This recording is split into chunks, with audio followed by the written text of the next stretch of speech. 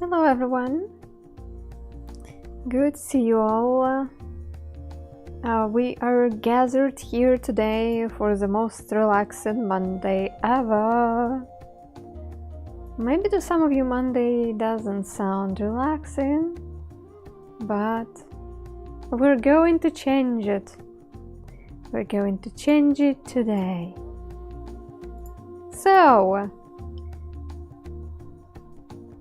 it's mandala stream, or some people say mandala. I hear this word being said both ways because of some similarity to some swearing word in Russian. Saying mandala is not exactly comfortable for me, so I choose to say it mandala. It's just for people who are concerned about the pronunciation. So that's probably the last time before a long break when we will get to enjoy big grained colored sand, because that sand I'm not going to take with me to Germany. So absorb the goodness of this material. I do not have a certain color scheme in mind. We are going to just follow the flow, I guess. The only thing which I'm thinking now, I have the sand which I haven't used anywhere, like not on a lightbox, not anywhere. And this is white sand, white marble sand. Yes, it doesn't look like sand, it looks like a little bottle of milk, but it's sand. Hi, Wooly, welcome. Yes, that's gonna be maybe we can have the mandala where white is the main color and other colors are just like supporting. Looks like paint. Yeah, looks like a bottle of paint. Sounds like an interesting color. It's not my favorite scent.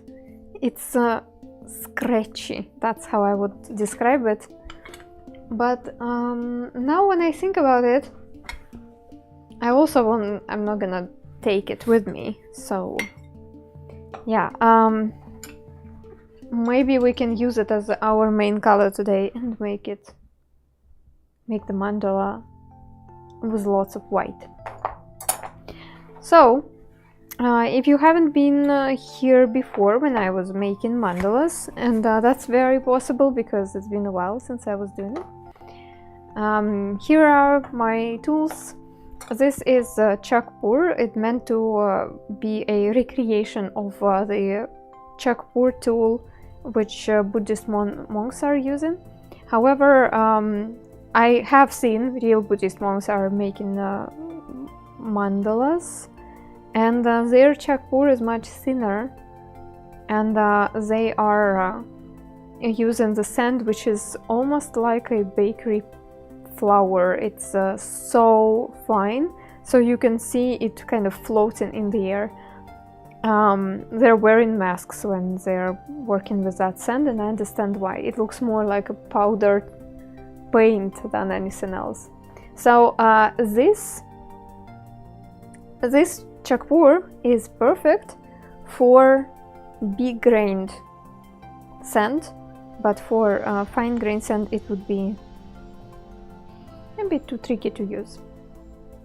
And new sand might be too rainy for that. No, that should be okay. It's almost the same size as what I was usually using, so everything's fine. And yeah, with this chalkboard I also got those few things which are really cute. I will take my mandala tools with me. However, I do not know when and if I am going to acquire some colored sand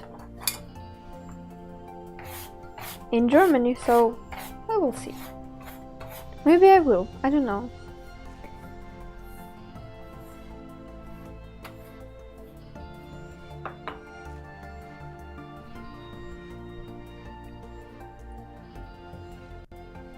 So yeah, I think a lots of white.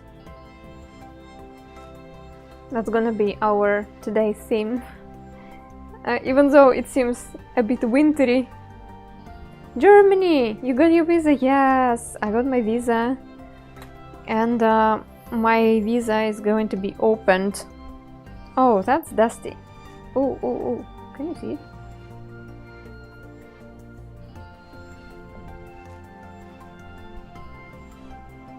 So, look, it's gonna be on... Ooh, it looks like it's smoking. That's so beautiful. Scent smoke. Probably not very good for lungs, but fortunately I'm not going to use it a lot.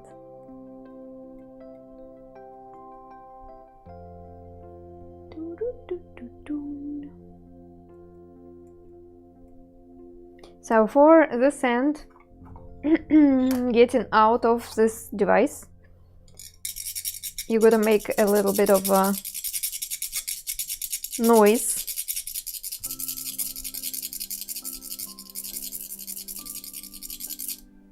Yeah, that actually works as intended.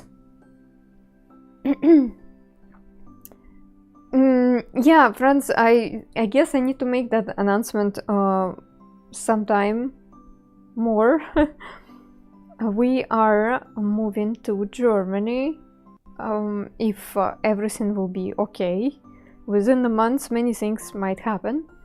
We are going to do the big move in the middle of April, meaning that I'm streaming normally till the end of March, and then we will see. That's a lot to do and a lot to organize. So if I will have some time off again, you know why.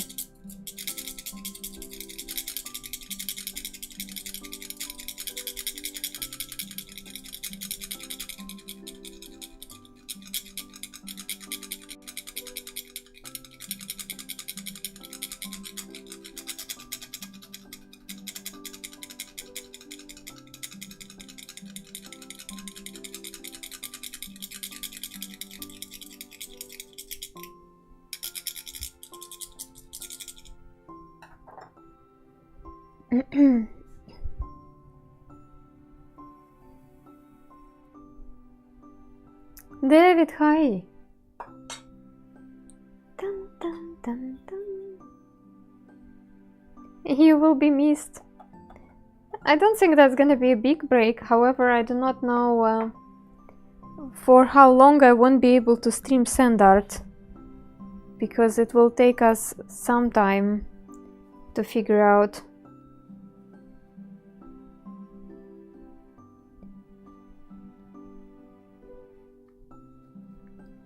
To figure out the particulars of our stay and our move.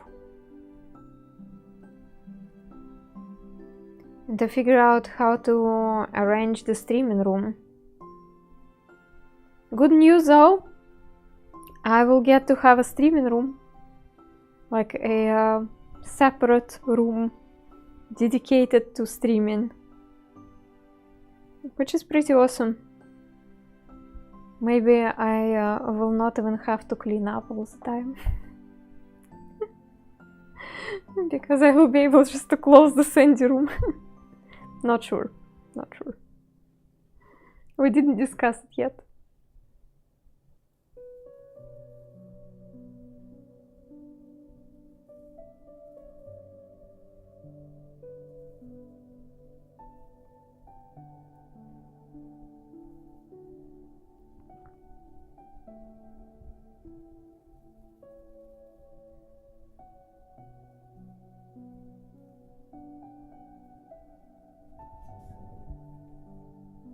Internet loves big close-ups. There will be sand dunes in the room after the second month.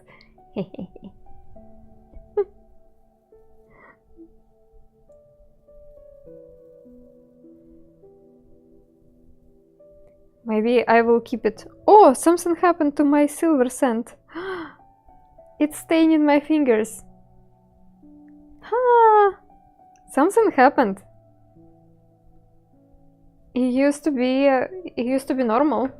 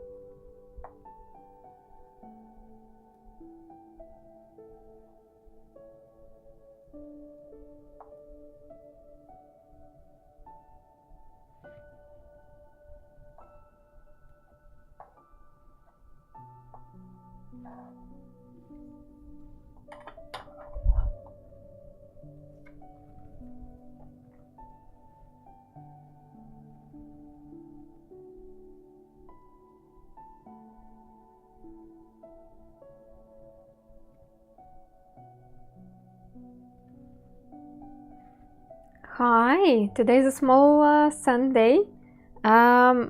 Opposite, it's extra chunky sand day.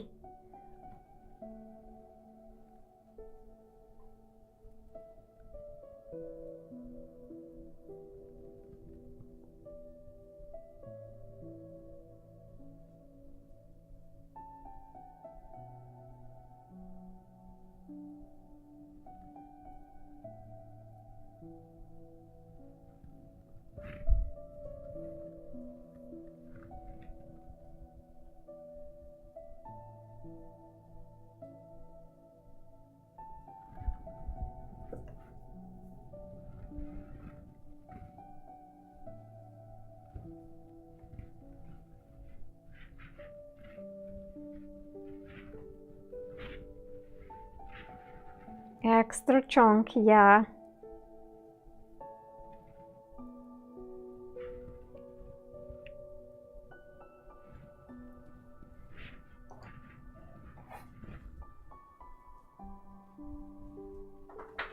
Chili, are you good? You good? Все хорошо?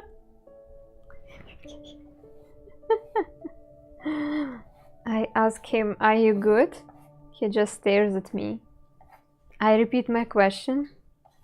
He just stares at me. Then I ask him the same thing in Russian, and he gives me that slight tail wave, saying like, yeah, I'm fine.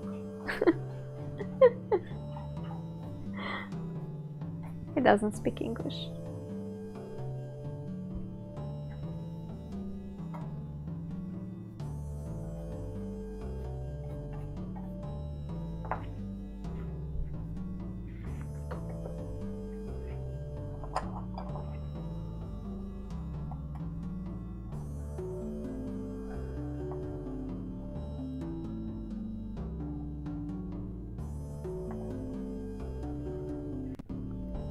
Oh, that's Pac-Man. So we have a bunch of possibilities how to develop this design, and one of the possibilities would be to make it a golden Pac-Man mandala.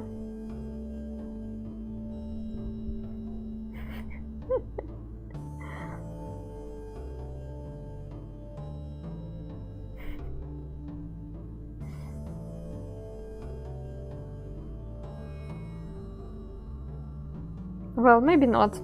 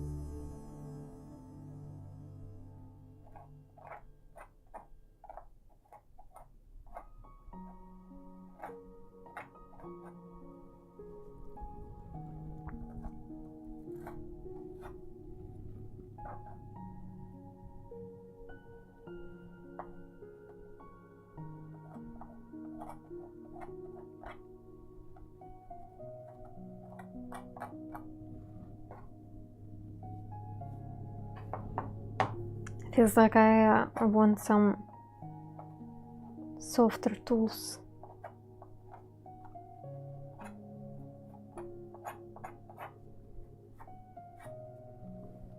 For some reasons it's not so pleasant to scrape the sand this way, even though usually I'm totally alright about it.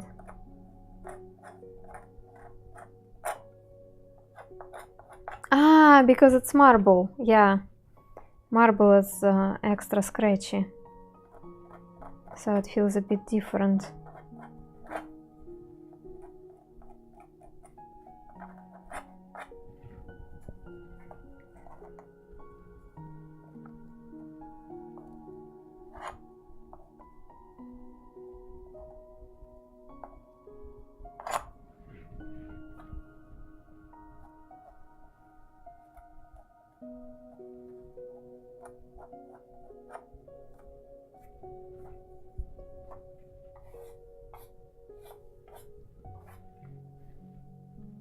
I think I already know what I want to dedicate this mandala to.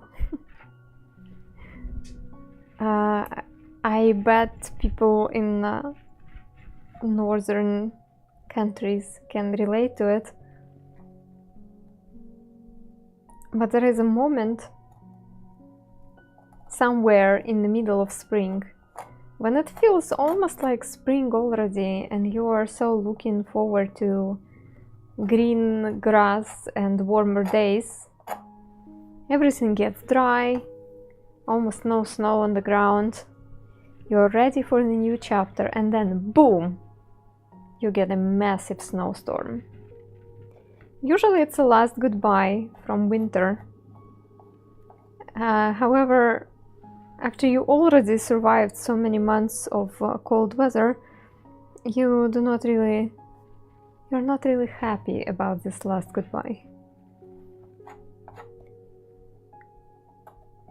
So I think my mandala will be dedicated today to all the people from Northern Hemisphere, particularly from northern countries. Like Russia, Scandinavian countries, maybe Canada experiencing this too, actually.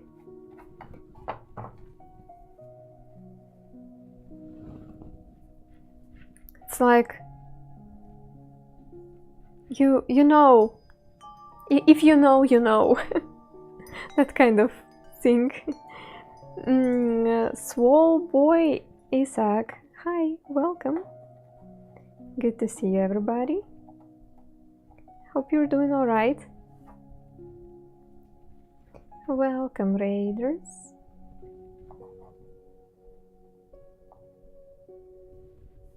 Good to see you all. I think it's appropriate to use some dark blue, maybe. And it's almost equinox. Wonderful. Also appropriate case for mandala building.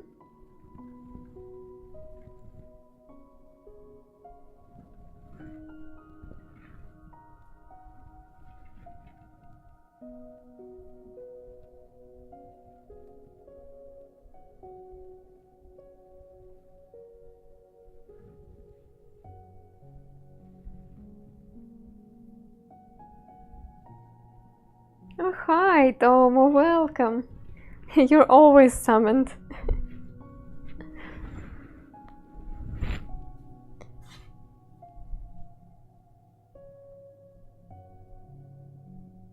Shadow is ordering some stuff for stream. That's a bit... I wouldn't say disappointing, but it's a bit...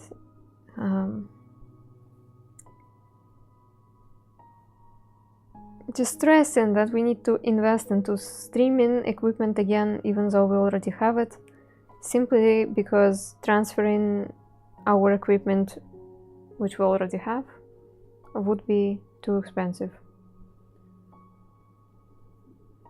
Same about furniture. Yesterday we were summarizing what we have in mind about the furniture, and I was like, wow, it's been just a couple of years since we got ours. Spring sale on Steam this week, yay!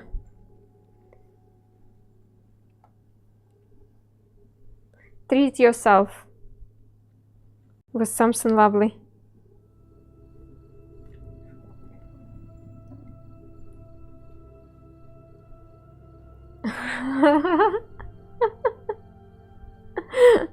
Tom is on call today.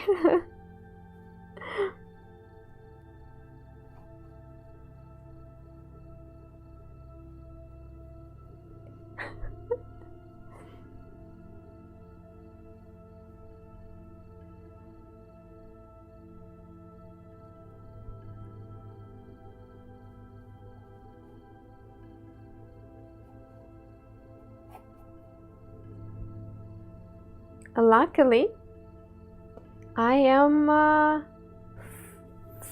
work from home today. Ah, wonderful.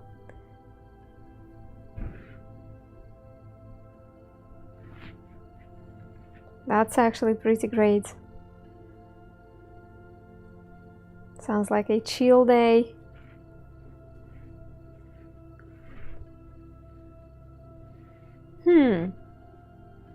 I have to report, in real life it looks better than through the camera.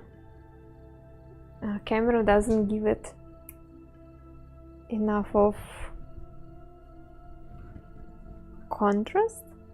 What technique is this? There is no particular technique, I guess.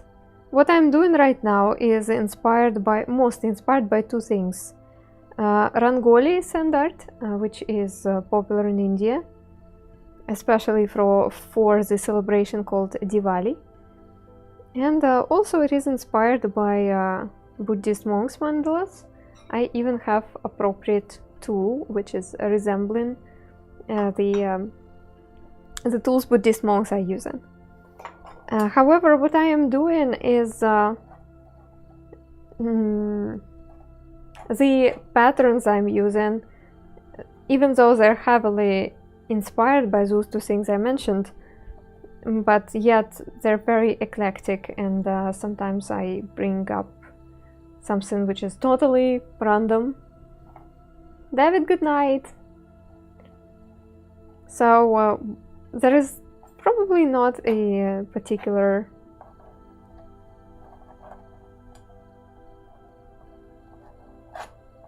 word for this technique. Just moving sand around, making it lay beautifully, and it's just super relaxing to do. I also created this little board. Yeah, no light table, it's just a piece of thick cardboard where I created some guidelines for me to keep the symmetry going. My mandalas are not perfectly symmetrical, but without those lines it would be even worse.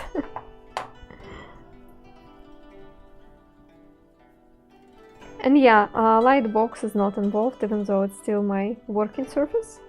It's all covered right now with some soft fabrics. Will you glue it after? No, we're going to destroy it in the end of the stream. This process is going to be slow. I'm going to spend the whole stream for one mandala, so about 3 hours and a half, maybe 4. And I do not have any particular design in mind for today. I'm going to just freeform it. I already have found my inspiration though. As I said, today I'm thinking about... I cannot do it this way. Today I'm thinking about that last snow of winter which northern countries are experiencing somewhere in the middle of March. and it doesn't make us happy, but that's how the nature goes. We cannot do anything about it, right?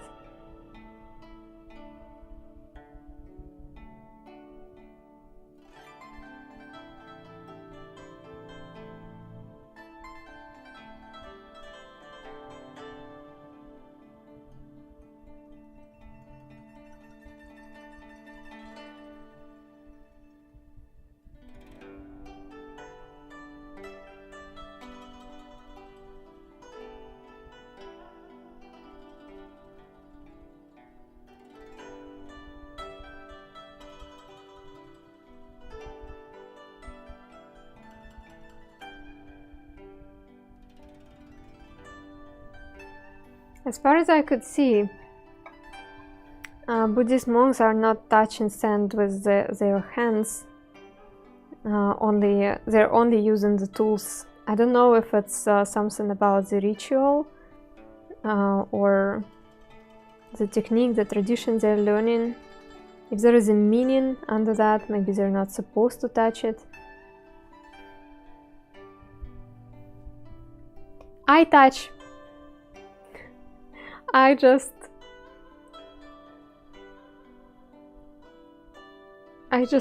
touch the sand every time when I have a chance.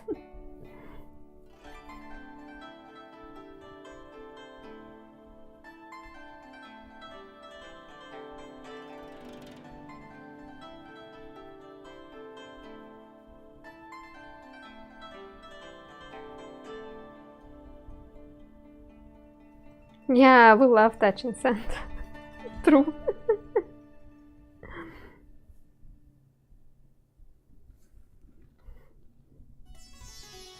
Some people in the internet recommend you to touch the grass from time to time.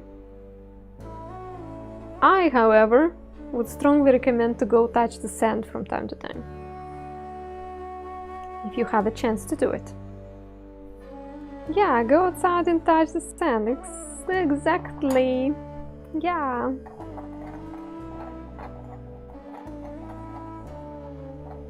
Oh yeah, marble sand is not the most pleasant to work with. It's so scratchy, it doesn't want to move. It feels like the sand grains are grippy. They just want to stay together, they don't want to move. But I really like this snow white color. So I'm going to pursue my idea and try and make this mandala with lots of white. It's not garnet, it's marble.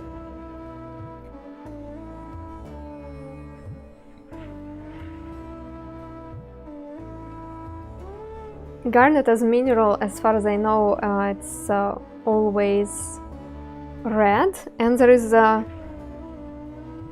same mineral but green one, and that's called olivine, I think. I'm not sure how to say it in English as usual, so don't quote me.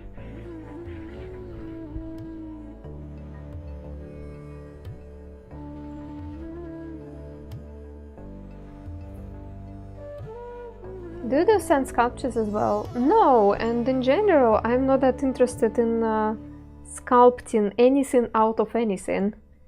When I try sculpting, I usually, well, I do not enjoy it, and I usually feel like I have that lack of three-dimensional vision, which prevents me from making the result somewhat decent, and prevents me from having fun, because I just feel like I constantly struggle and I do not really see the point.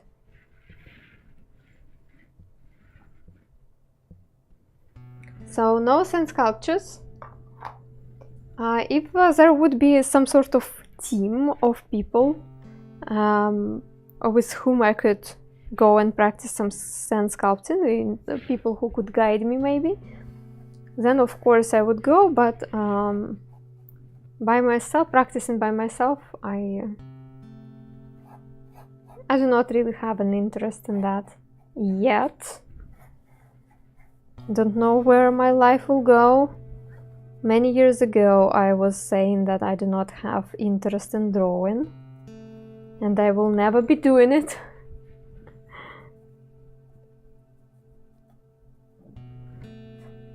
So, who knows?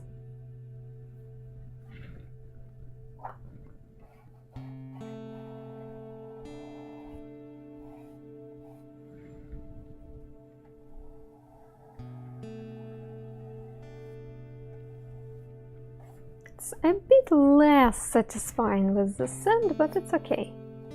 It's gonna be just our background. We're going to put a lot of fun stuff on the top of it.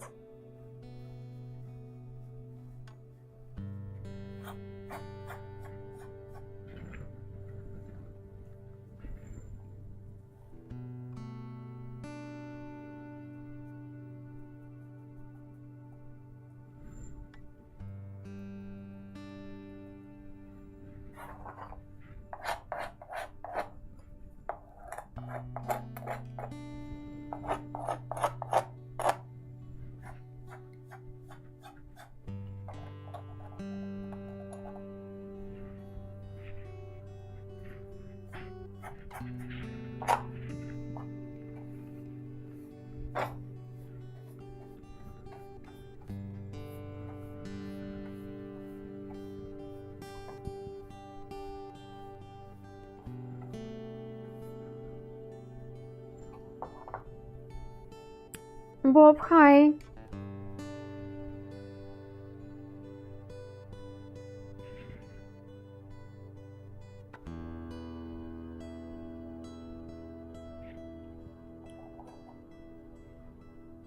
That's an entrance. You decided to start with a joke today, huh? I see, I see.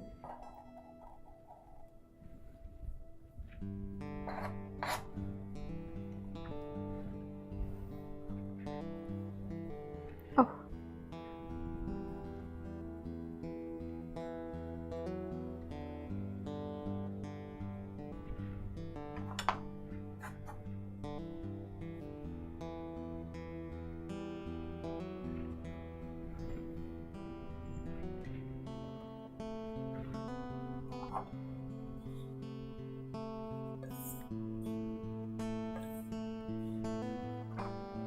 Let's see if it will work at all.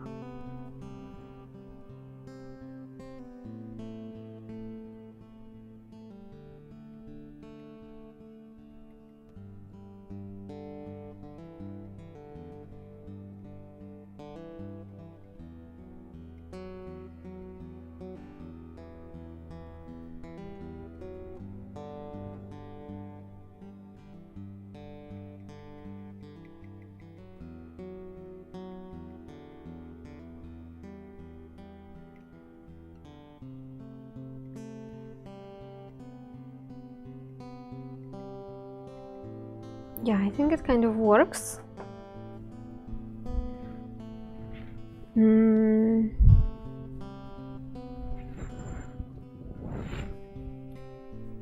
Sorry, friends. Content creator in me.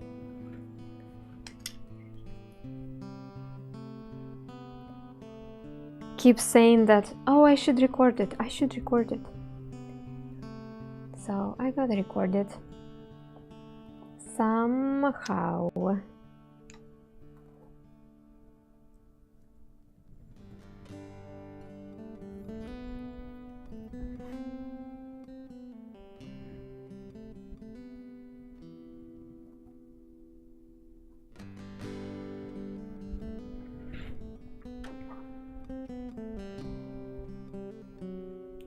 Don't tell her that she's recording it. It doesn't count. Some monks do use hands for mandala creation, so it's probably just a preference. And the ease of tools. Oh, thanks for looking it up for me.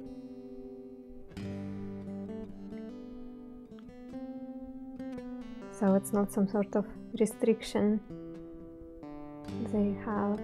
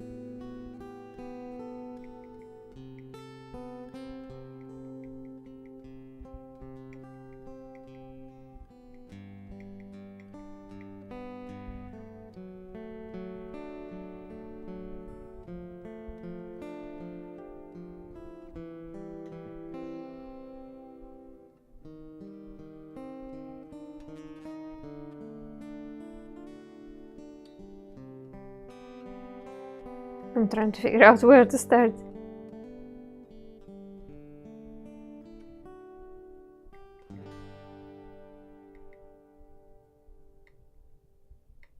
Okay.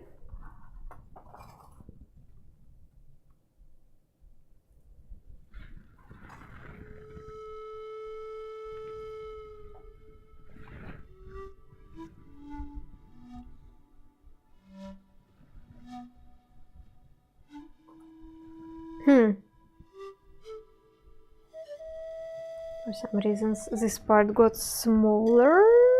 How did I make it smaller?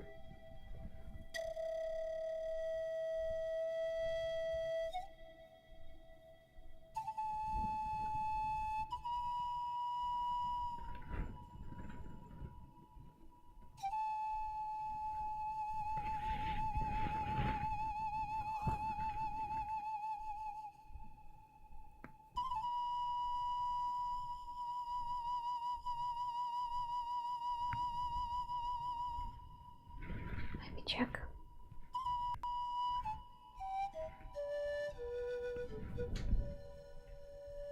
Oh, and let me change the settings. I usually keep the brightness of my monitor really low for standard streams when I'm streaming on the lightbox. And I just realized that it affects how I see things.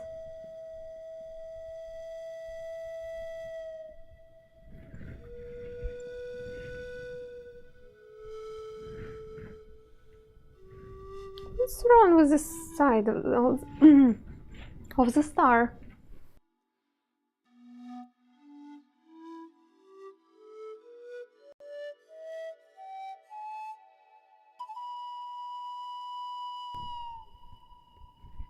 Are we gonna fix it? Because later it will be even harder to do.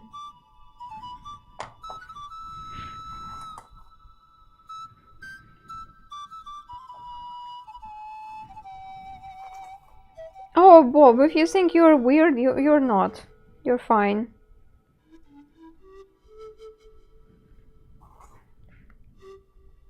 You're fine.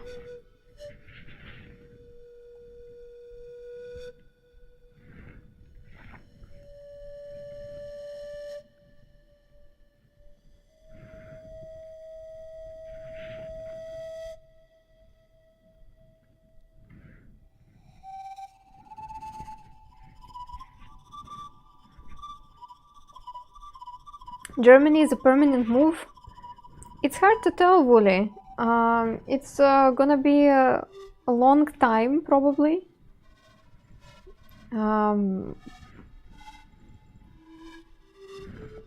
We don't know what to expect and how well we are going to adopt, and how well Shadow's job will be doing, because we are totally dependent on that. My income from streaming cannot support us both in Europe.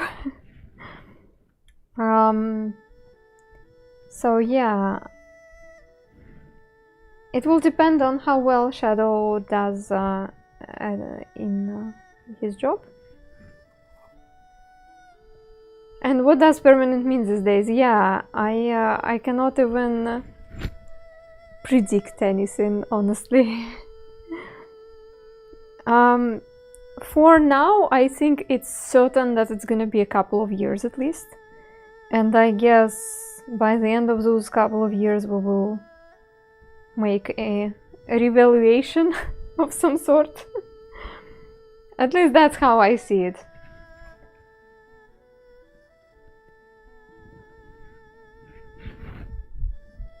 I think the contract for our flat is for our apartment in Germany is 2 years at least, so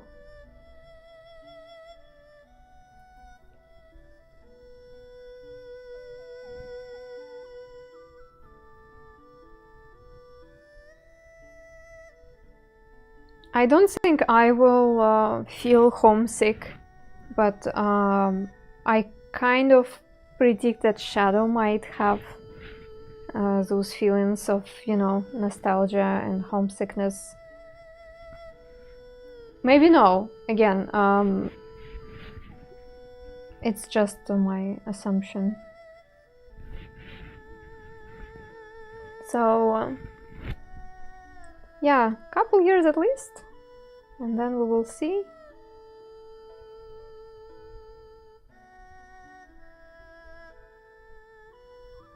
It's really hard to plan these days. Why are you moving out?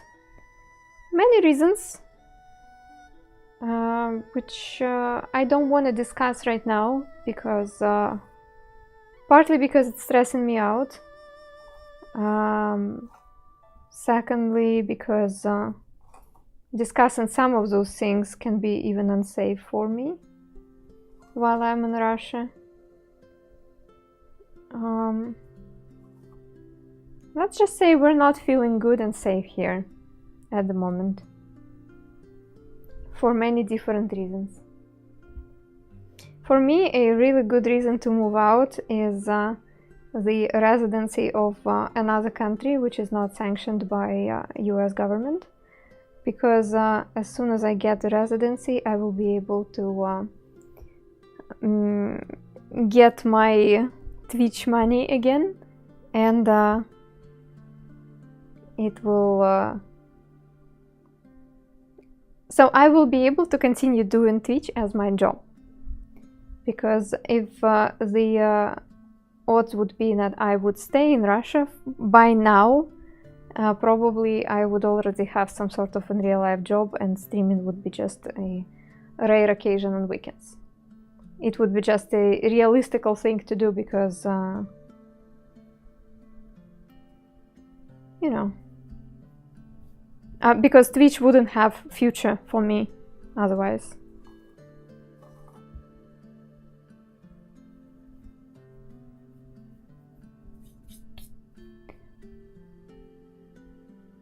Yeah, also Shadow, my husband, got a job here. It's a good opportunity for him. Why not? Fingers crossed. Yeah, let's see. Let's see how it goes this time.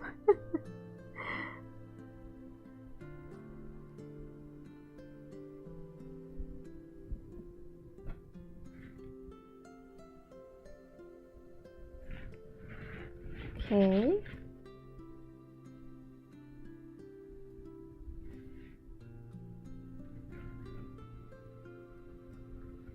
If everything works out, I will continue being your streamer. Isn't it wonderful?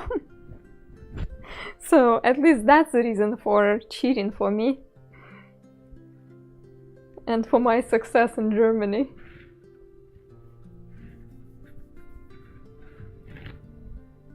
Safety is always number one. No need to mention things that can be an issue. Yeah, I think I got pretty good at filtering myself out.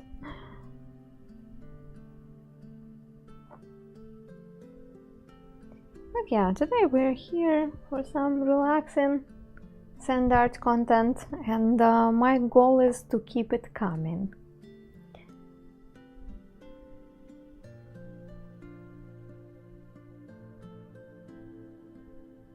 Still not right. I don't know. I already have such a thick layer of sand here. It still isn't right. Next big challenge, learning German. Yeah, learning German and making sure that I am not stuck in the box of our flat. I really need to make an effort and integrate somehow. I don't know how. I really don't know. But I don't want to be a stranger everywhere I go. German lesson of the day coming soon. I am thinking about learning German on my alternative Twitch account from time to time, because I thought it would be kind of fun to sit and practice sometimes online, and yet I don't think I want to bring it here on my main channel. So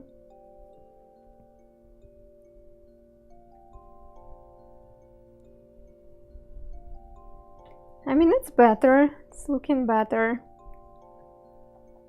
Let's continue those tiny dots I was doing before.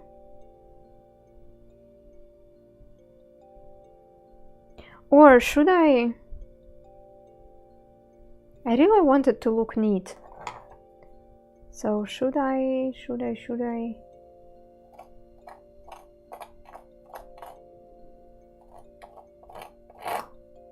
just destroy what I've done?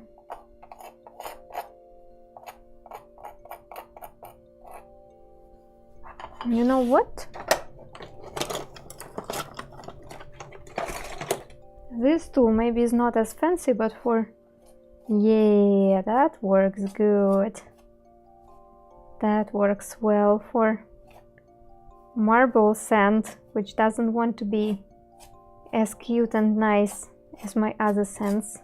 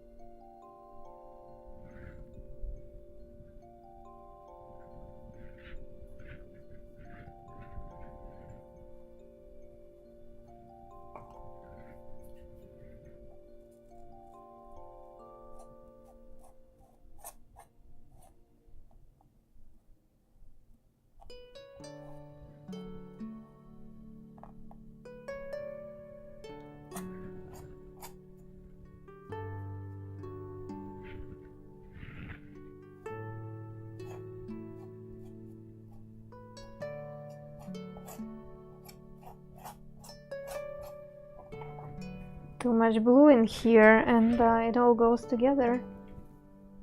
And because of that, we do not have that nice and clear edge.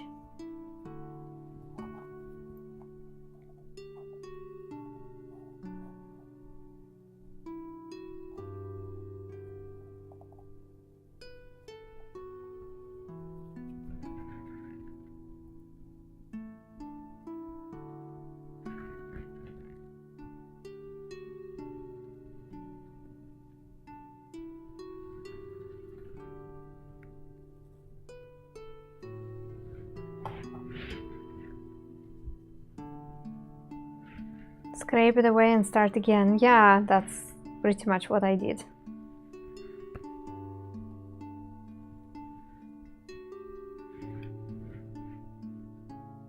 Oh, why this side looks like an octopus?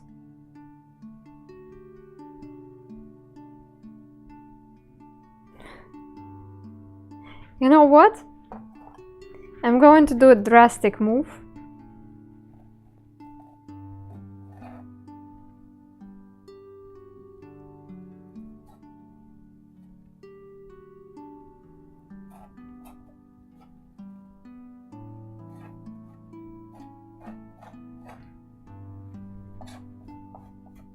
I see a star. Yeah, the star is here, but it's not It's not that good. Not as good as I wanted it to be, at least. Disaster! Disaster!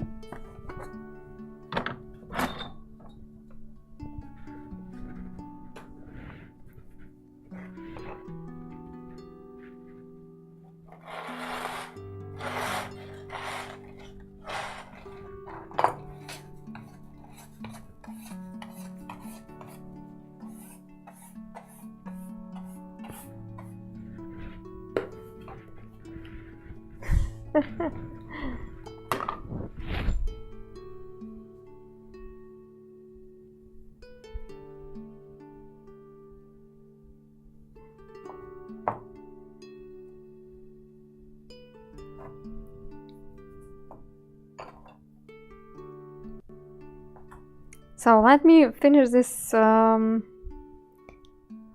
part with dots. Oh, am I still filming? No, good.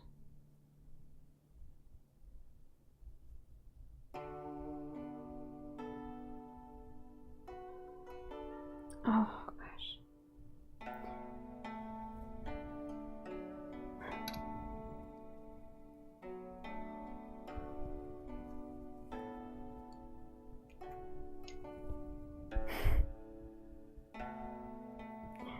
Okay.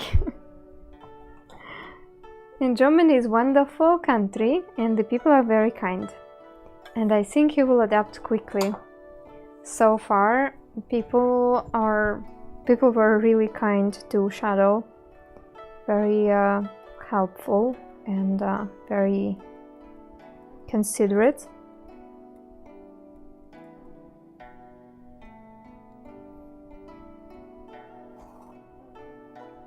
I do not have like much of expectation, and I'm not the person who's like moving to another country thinking that it's gonna be a paradise on earth.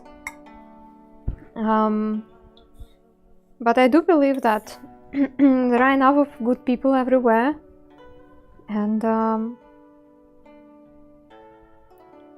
as soon as we will make an effort to be good to others, people will be good to us. Guys, everything goes wrong. I really like the idea of the design I get, but I just spoiled everything with those big dots. I wanna start again. I apologize. I really like the idea. I already have an idea in mind. Oh my goodness, can you just oh my god.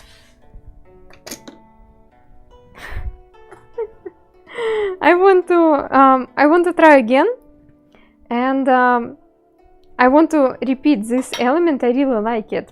It's just this time, since I will already have a plan, I will have a little bit of better understanding how to do every step.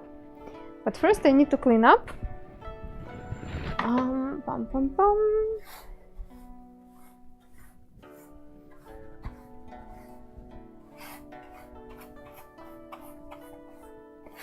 Dun, dun, dun, dun, dun.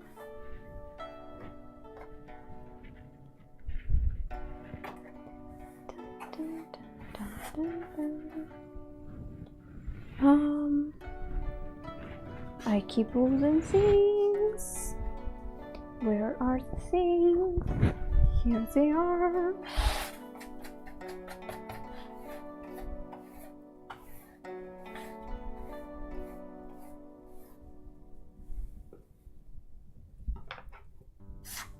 Good. Yeah, this sand is dusty. But that's what I can tell you for sure. So we can start actually with just silver. Hi, Hallie Beal.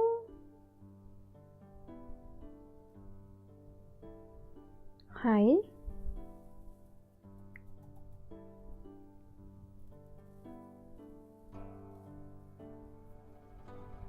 And then some of that golden one.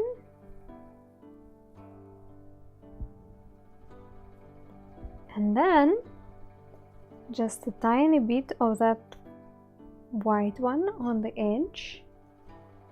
I always like the cheesy phrase people make on a piece of wood in their entrance. Home is where your heart is, something like that. It is true, yes, it is true. I'm the person who is still obsessed with the idea of having my own place. And my life is kind of teasing me, because every time when I think that, oh, I have found it, or we are getting it finally, just something goes wrong, and it escapes from me. So I guess we can take it as like a life lesson, maybe, that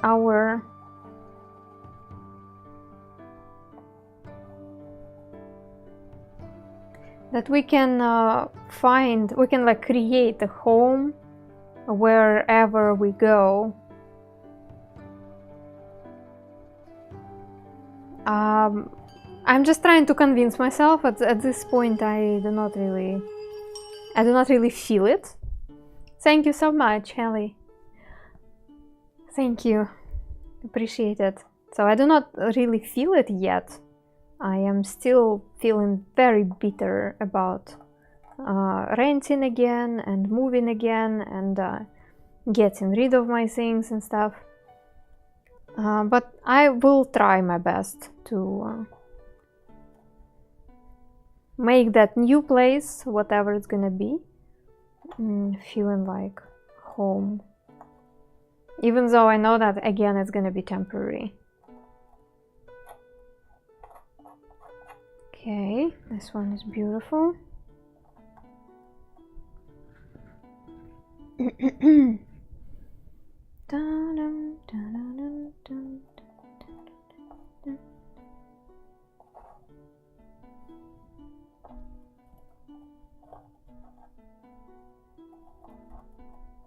If I'm going to make the piece of cardboard for my mandala streams again, I will make the lines totally differently.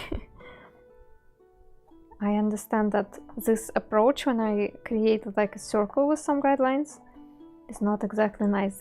Just the grid would be nicer. Just a grid of squares. Dun, dun, dun.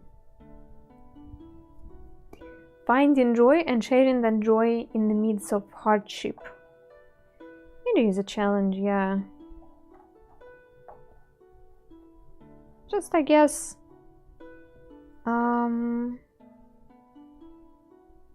finding the reason to do it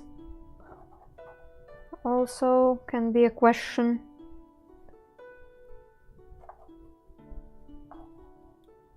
Dun, dun, dun.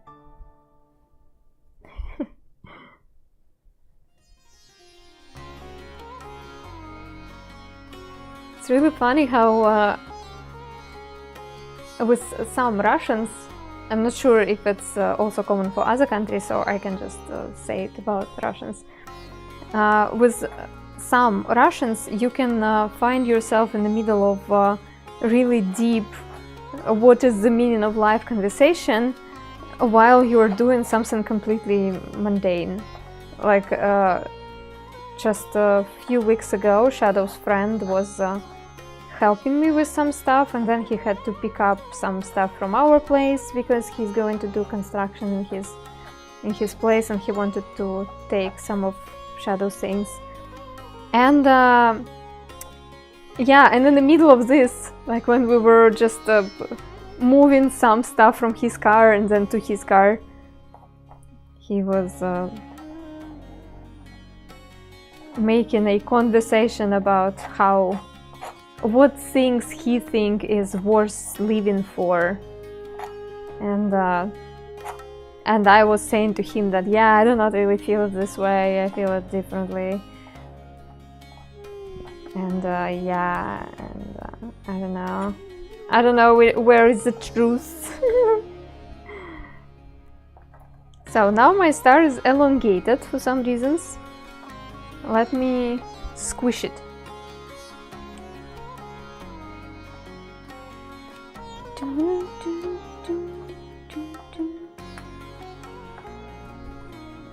Do I want to squish it? Or do I want to make it more looking like a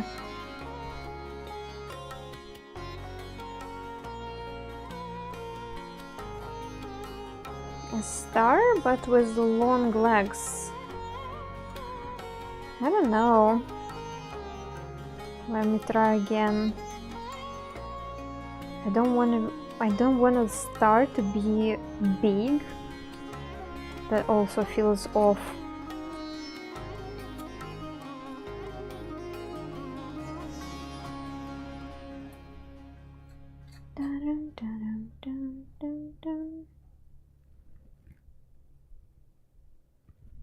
I'm not even sure if I will end up with mandala today. I am just moving the sand around and I do not really like how it looks, and then I scrape it. I like my idea, and I don't wanna make something what doesn't correspond with this idea.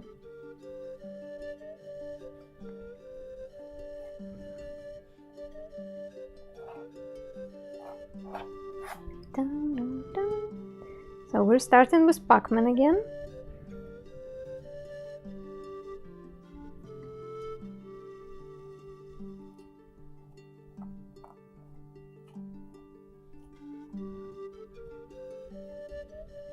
Dun, dun, dun, dun.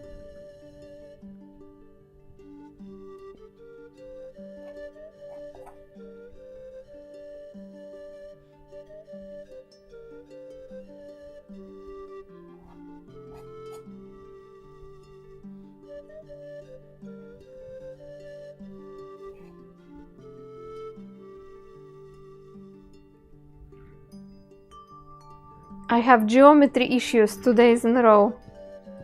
It's hard to make a perfect shape, especially when the sand is like jumping around and doesn't want to correspond with your actions. Esku, hello, thank you for the raid.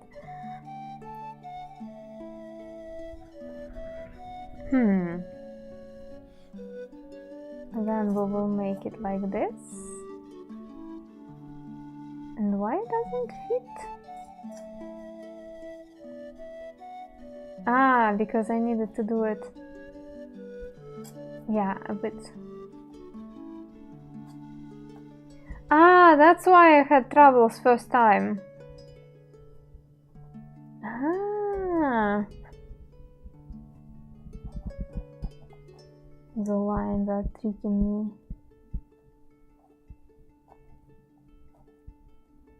Yeah, and you see I have troubles at the same moment of time and at the same spot as the first time. So let me smudge it again. I really like how the gold and the silver sand got together. That's really sweet. That goes really well.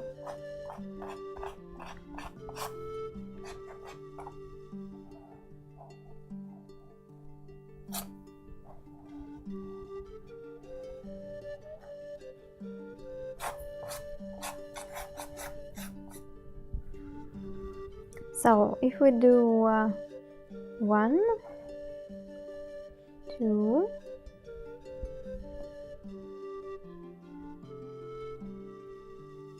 then how many lines we have? 1, 2, 3, 4, 5, 6, 7, 8. 1, 2, 3, 4, 5. Yeah, that's why. That's why the star was not really looking as much as I imagined it. Yeah, okay. I don't really want to have like 4. So let's have 8, I guess. Yeah, let's have 8.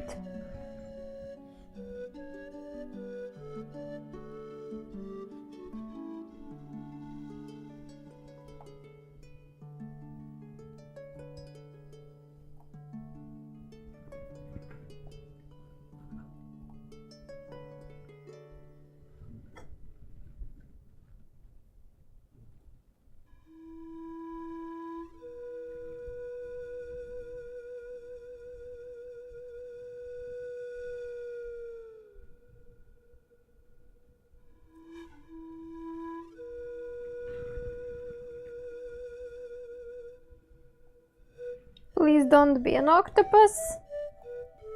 Don't look like octopus. I don't want to have octopus mandala. That's not what I want.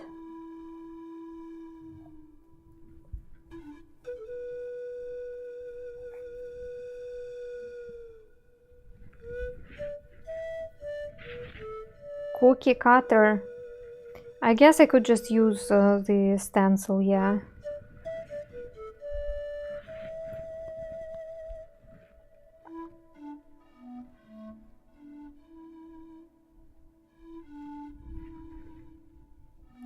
In Rangoli they use stencils quite a lot, but usually those are circles and some sort of bracelets.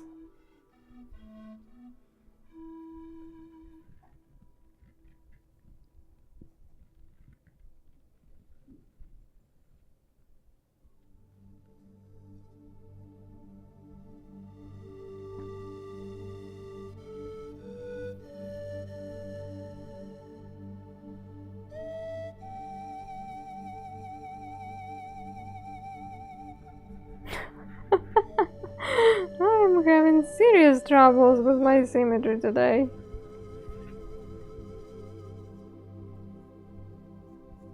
Let's have it longer.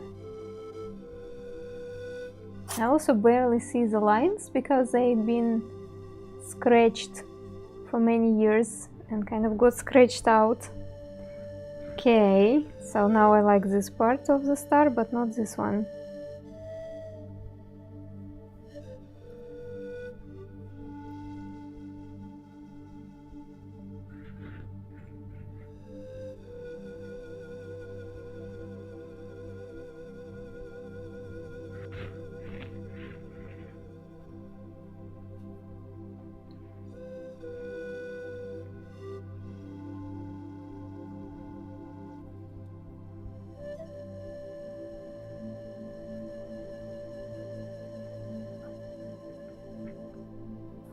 We don't make mistakes. We have happy accidents. We're just having fun moving sand around at this point.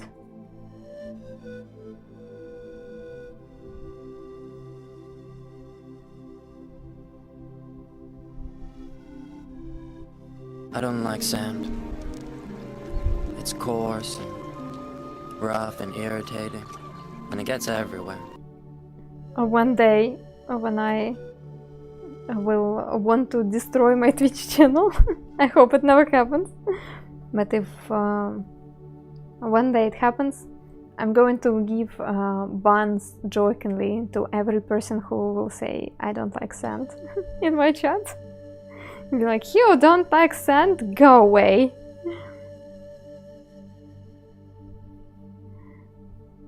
Okay, it looks tolerable. It's getting symmetrical. Yeah, it's getting more.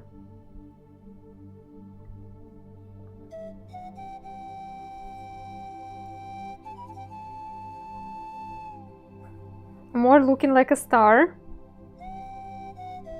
Yeah, I think only this part.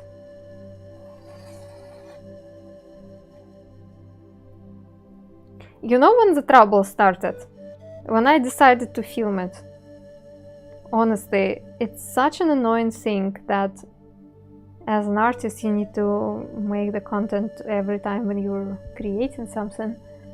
And it takes you away from the process. It divides your attention to so many pieces.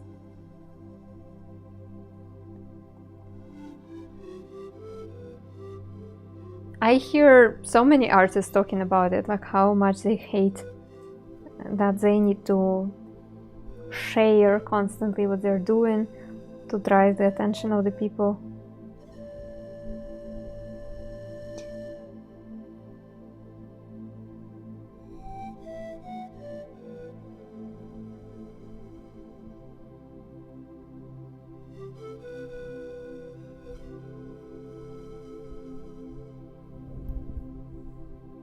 I think it's cute. Not perfect, but it's cute. Get out, chat. Go, shoo. No, not like that. I mean that if I want to share what I'm doing on stream in my other social medias, and I want to do it in a good quality, I need to divide my attention between what I'm doing and filming on my phone, because if I want to repurpose my stream recording into the vertical video, it looks like excrements. I have to add some of those borders because you know, my composition doesn't really fit vertical format. Also, the quality of the video is not that good. Being social media managers for themselves is probably the most hated part of artist life these days. Yes. There certainly should be another person doing it for you. Just make the use turn their phone sideways. They don't have those skills anymore. They cannot.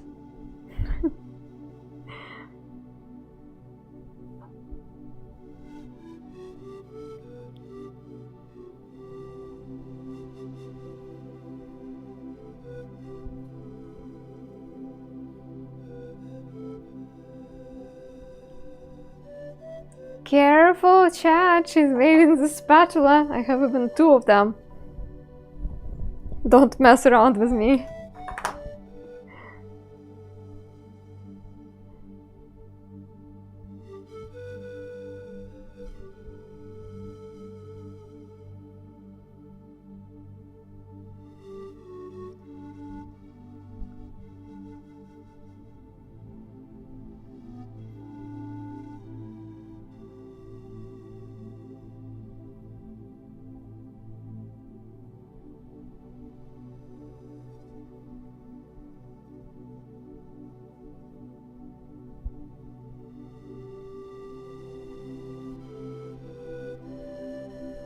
When it's just a golden star on dark blue, it just screams Murica! But I do not really like it. And not because I don't like America or anything, it's just not the message I want to make in this mandala. So we're going to add some other colors.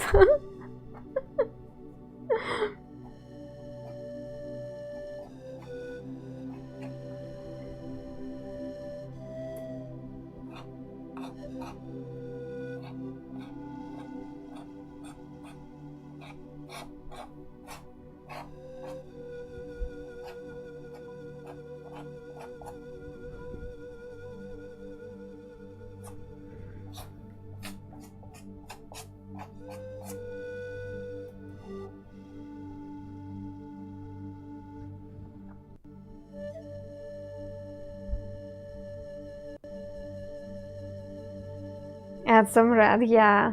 No. No red.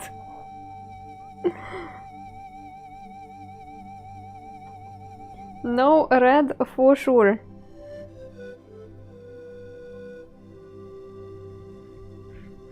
Okay, we're moving somewhere.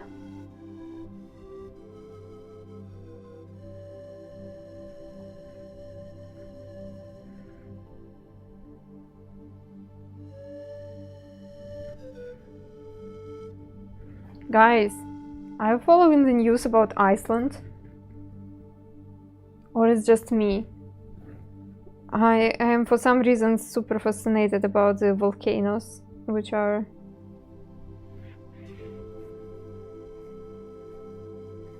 being active lately. All the volcanoes, yeah. I don't know why I'm so like, ah.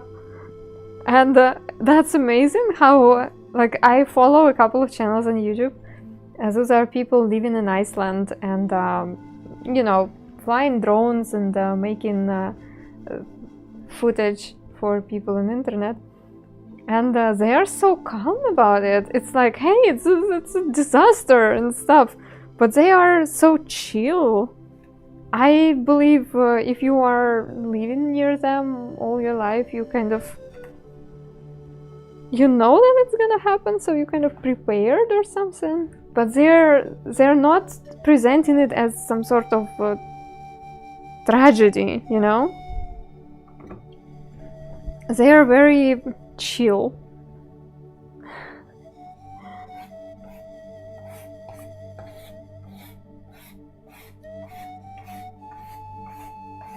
And when last time, when there was an eruption and the lava flow went across the road, in a few days they just made a new road through the lava. Like, not a big deal. Literally in a few days. Amazing.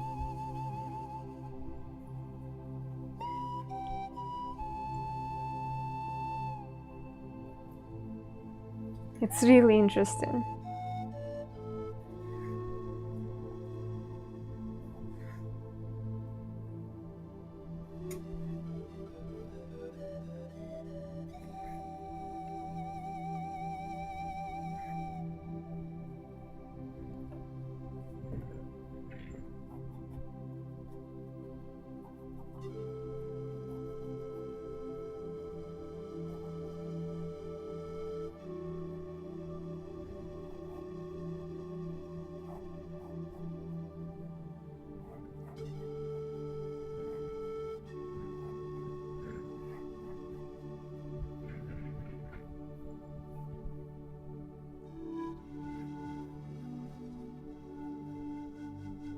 Like, you want to see volcano or you want to see volcano eruption?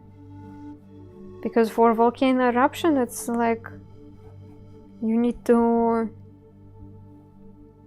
I don't know, how do you plan it? I know that there are signs that it's gonna erupt, but you probably will have to fly to another country for that, and what if it's not erupting? What do you do?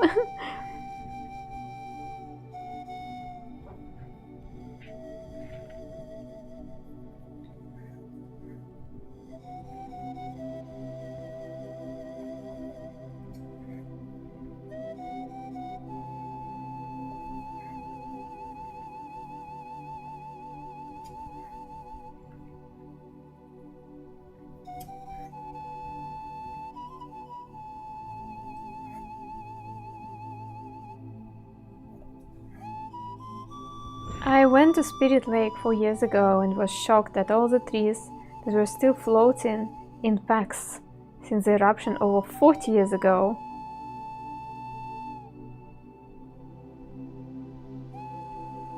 What? So, like, volcano eruption deattached the trees. Like explosion, right? With explosion, the trees went to the lake. And then what? And they just stay there? And nothing happens to them?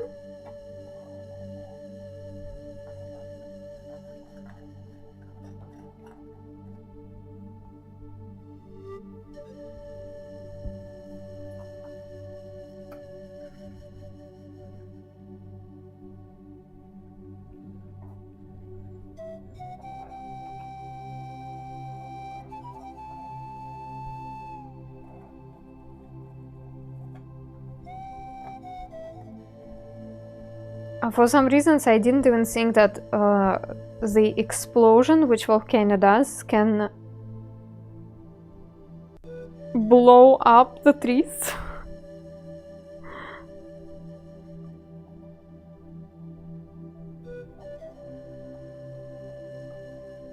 I didn't think it's a possibility. Yeah, that's a Captain America to you guys. Oh my goodness.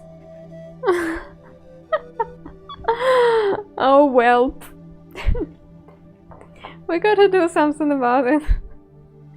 I don't want it to be a Captain America.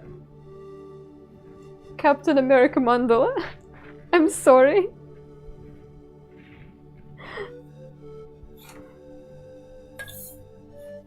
The pyroclastic flow from the explosion sent a wave of hot ash over... What? There were people living there or no? I hope no. It doesn't sound like it would be fun to be there when it happened.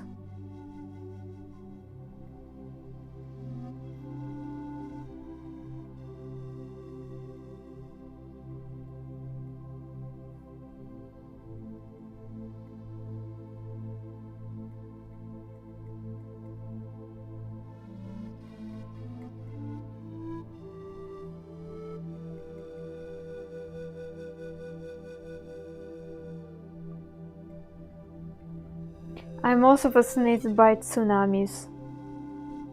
Sometimes I have dreams about tsunamis for some reasons. Oh, 57 people died, I don't know. Ah, there is a documentary on YouTube. YouTube didn't suggest me that yet, even though YouTube already knows I am interested in volcanoes and tsunamis.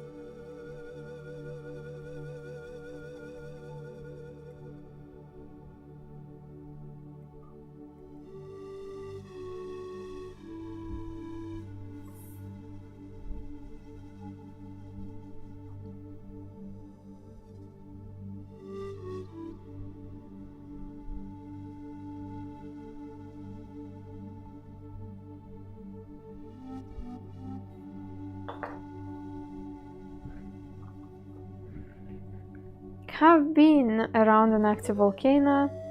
It was far away from me, but the highway was covered up and flowing into the ocean. It was so cool, and the heat was overwhelming. Wow. As you see, some people have your experience in their bucket list. Isn't it wonderful? Wonderful that you got to experience that. That's what I'm saying.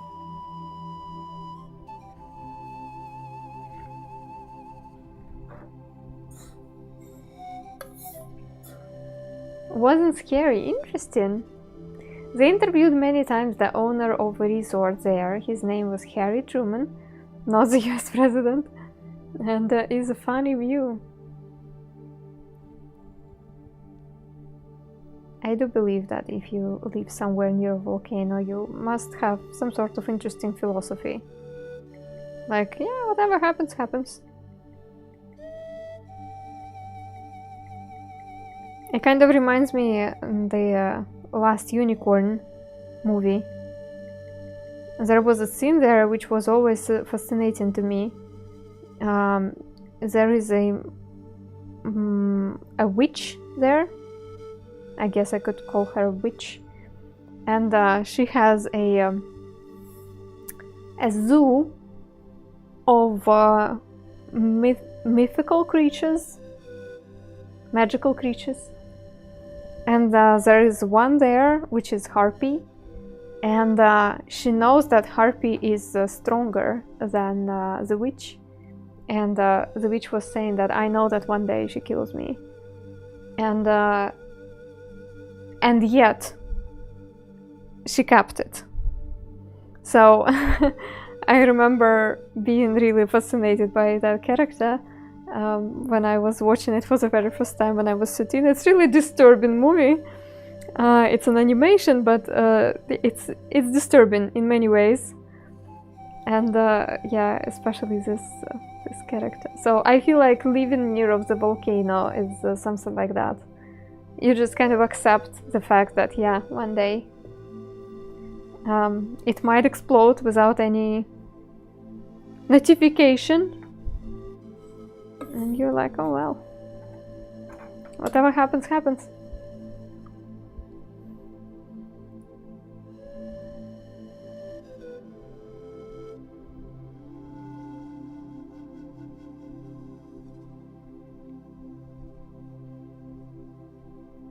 I did not expect to hear about that sweet movie here. Why? It affected me a lot when I watched it for the first time. As I said, I was 13, and it was very powerful to me. When I then rewatched it as an adult, I was a little bit like, oh, what the heck? But at the same time, yeah, that's a very interesting thing.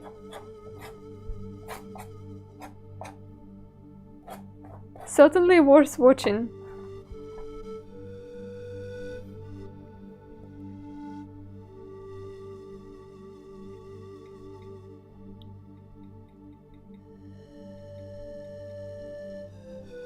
I don't know how sweet is that. I wouldn't call it sweet. I wouldn't use this word at least.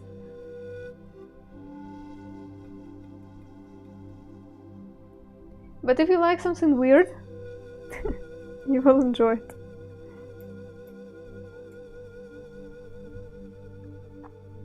The movie The Last Unicorn.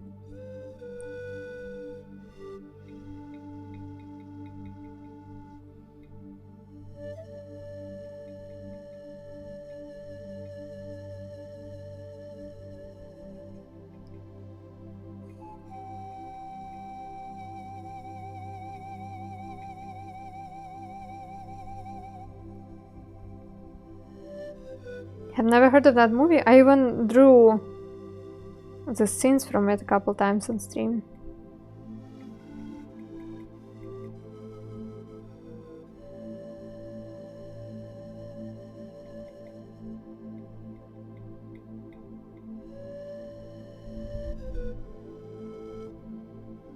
Ah,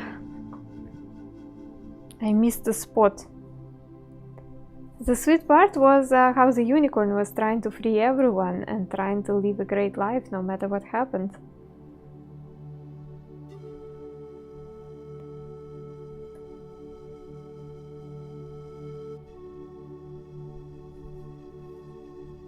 The funny, this heroical part, which is actually the main plot actually, was kind of not that important to me. When I was watching it, I don't know why. Also, that Red Bull, it was just doing its job. No blame on him. Anyway, Taylor Swift. I fell asleep, but I watched the VOD today and it was amazing. It was not that amazing, come on. I mean, I'm glad you enjoyed it. But I do feel like I want to redo because I didn't catch her face expression like at all. It was fine practice, but yeah, I was not happy.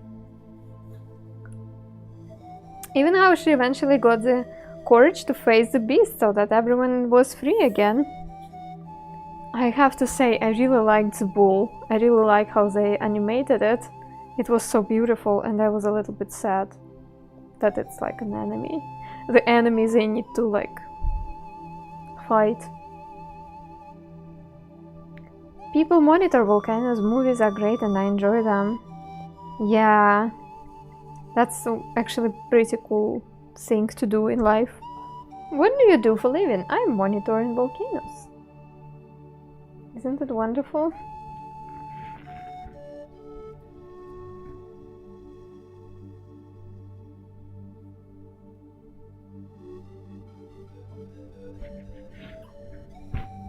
And of course in that movie there was a kind of mean and sketchy cat. That's what I always like. Hi.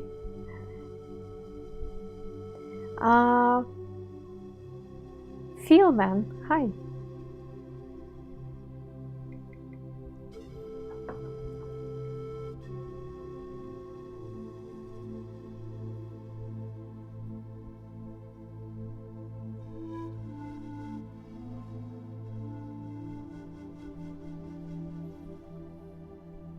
Don't remember the cat? Yeah, there was a cat.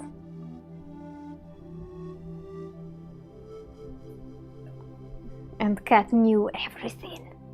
All along.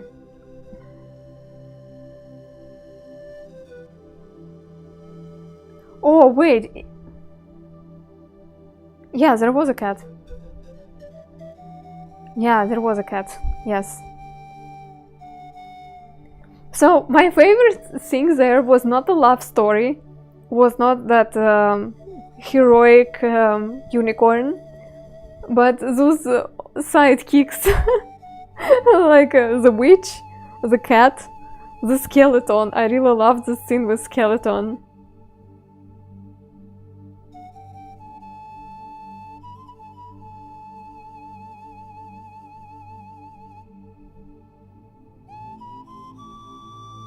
Was it supposed to be a love story then? A little.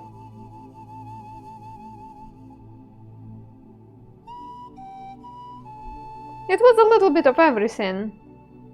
I feel like it's not like the Disney movies where it's all about living happily ever after, which was great. I remember that even when I was watching it at 13, I felt like it's refreshing, that it's not that classic princessy story.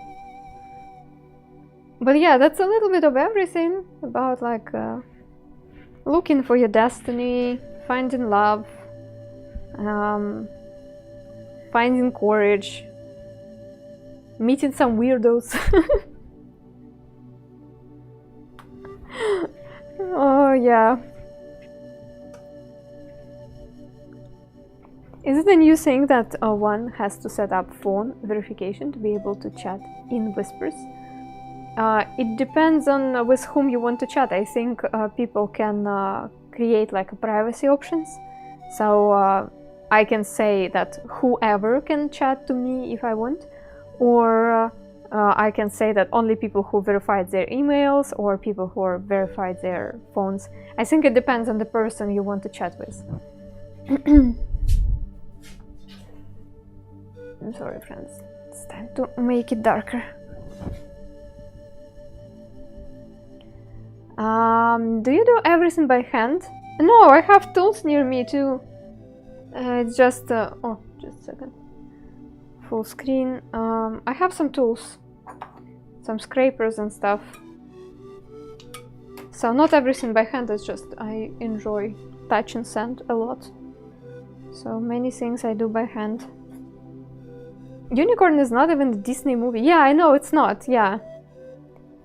It's not Disney, I know. I just by the time when I was watching it, I was mostly familiar with animation by Disney. I think by that time I didn't even haven't seen the Ghibli studio stuff, so you know.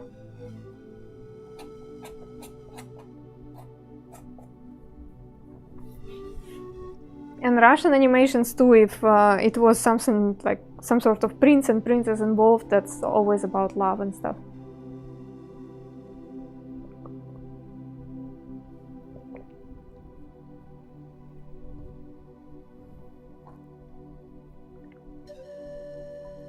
So, what we're adding here? I want green.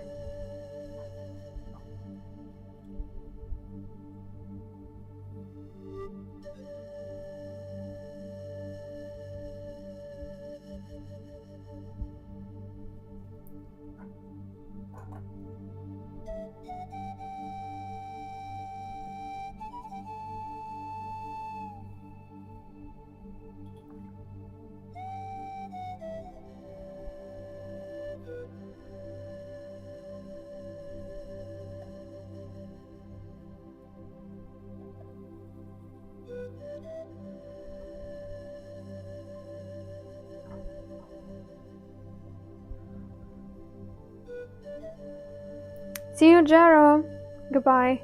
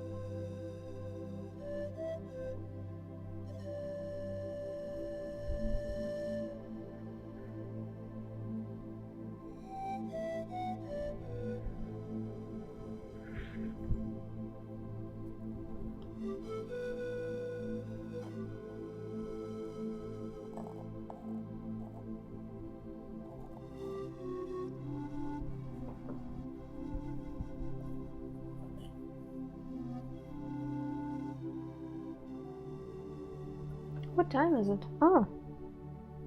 2 hours and I barely made the first circle. Do you improvise your work? Right now, yes. Just doing whatever I feel like doing. Sometimes I might choose a certain color palette, so I bring to my table only the colors I want to use that day.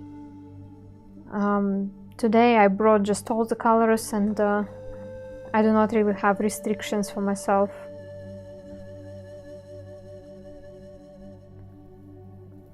Just decided that using lots of white today, something what I feel like doing.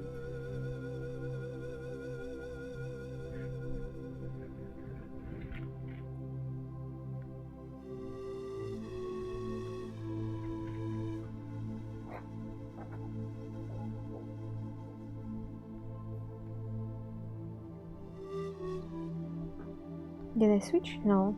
No, everything's okay.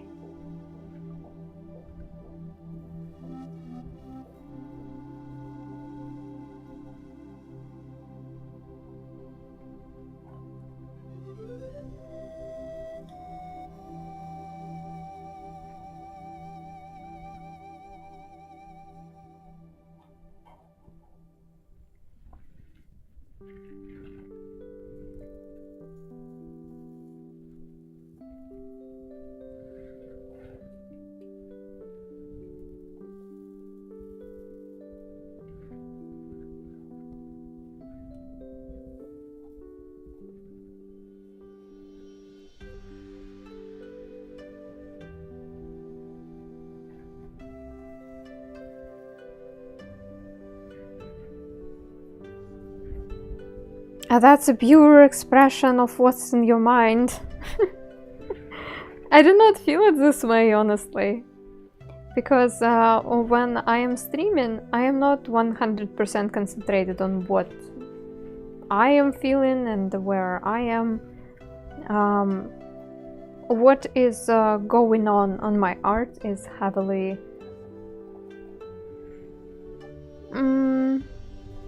I don't want to say inspired? Influenced by some sort of mood in the chat, our conversations, our people participating in general. So I am not that kind of artist who is like, oh, I really wanna show to the world what I feel. Even though, of course, there is a certain influence. But yeah, from many artists I hear this phrase that I want to tell something to the world, like some sort of things which I have inside of me, I want to share, and I'm like, no, I don't care much. Not want to do it, but you're doing it always. I understand that of course what I do is affected by my experience, my mood and so on, but when I'm streaming it's very often about the stream, not about me.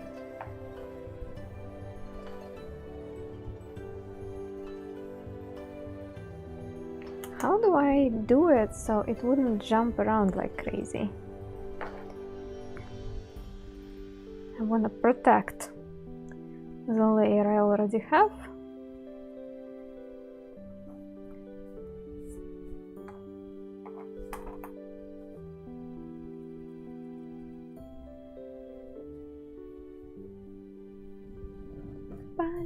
Did you also watch The Secret of Nymph? No, I don't think so.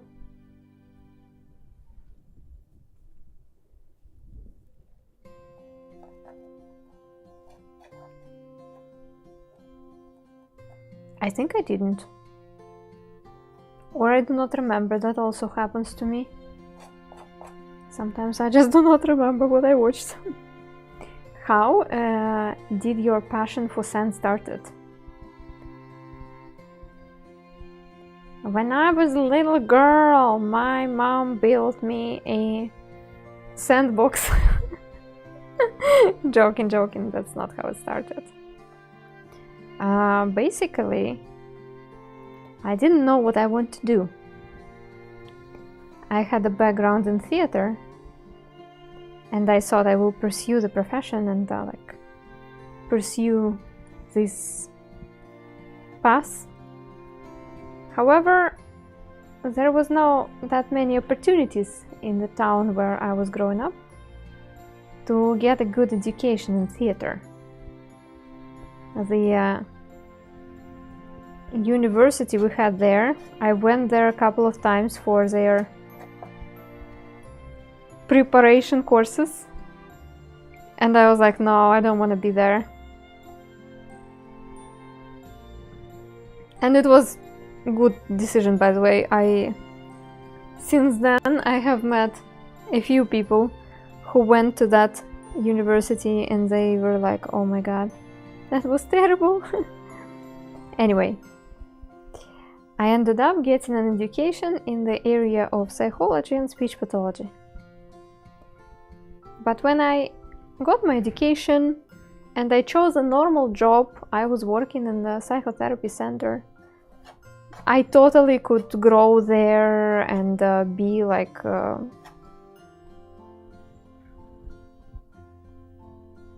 be a good professional in a few years.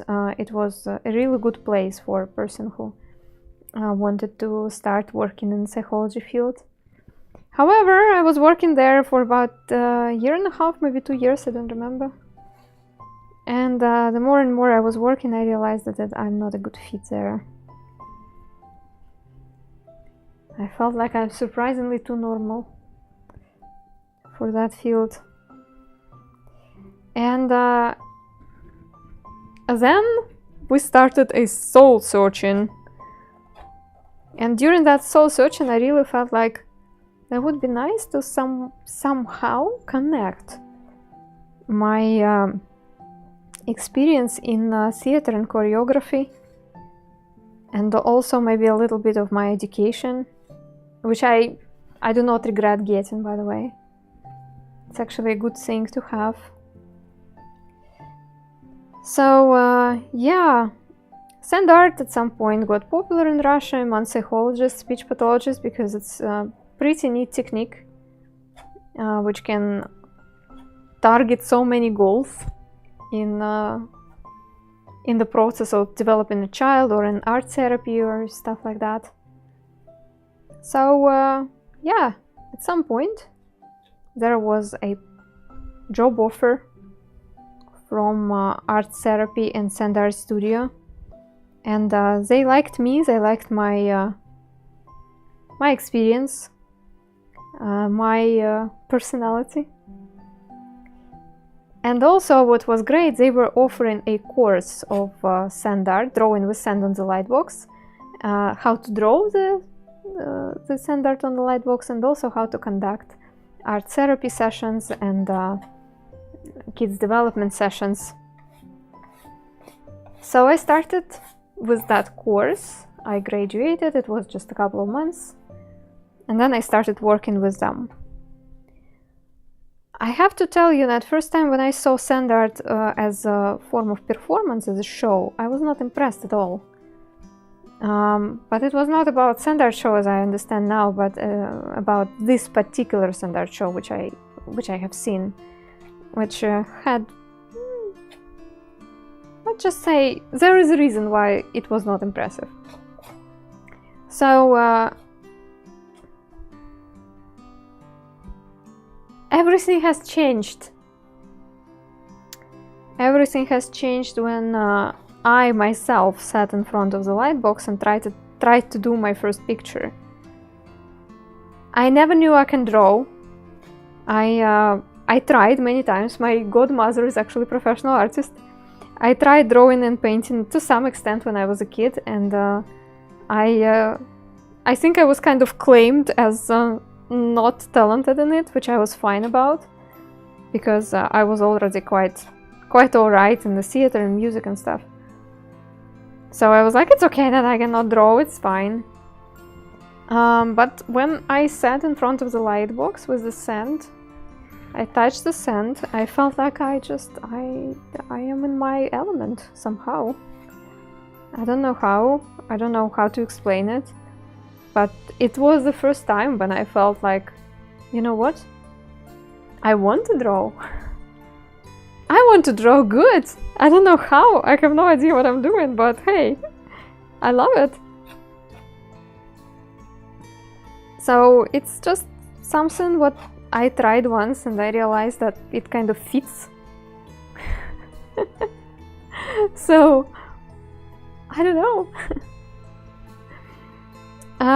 Yeah, it is true. I really try to ignore, as you say, that I am an artist by nature, like just a creative person who needs to have the creative outlet. No, it doesn't really matter what I do. It's just how my brain functions. And I really wanted to take a path of a stable and normal profession. However, I don't know. I could stay, honestly, I could stay. I could even be successful probably, but I guess it would feel like I'm living somebody else's life or something. So yeah, then at some point I started streaming, and streaming kind of checked all the boxes because I need to kind of direct my own shows here and create the overlays and everything. So plus talking to people, plus managing all my social medias and stuff. Okay, social medias is not my favorite part, but still. So yeah, it checks all the boxes, and it was totally alright until the year 2022. Artist in the seek of a constant freedom. I am not romanticizing myself as an artist. I honestly, I'm pretty down to earth about it.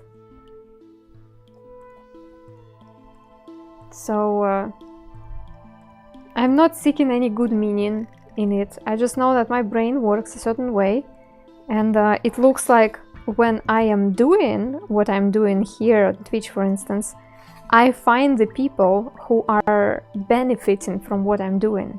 You know what I mean? Like, I have a feeling that when I am doing something creative, it brings to the world something good. Something what other people can use as good.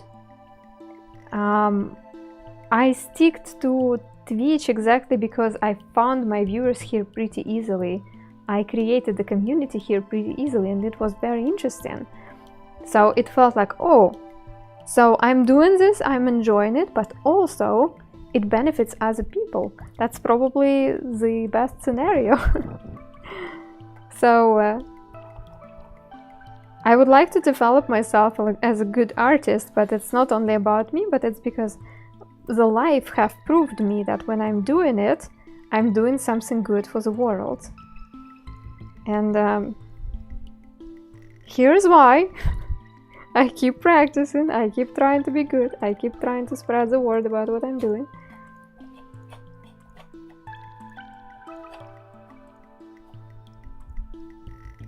Oh, a hero, yeah, right.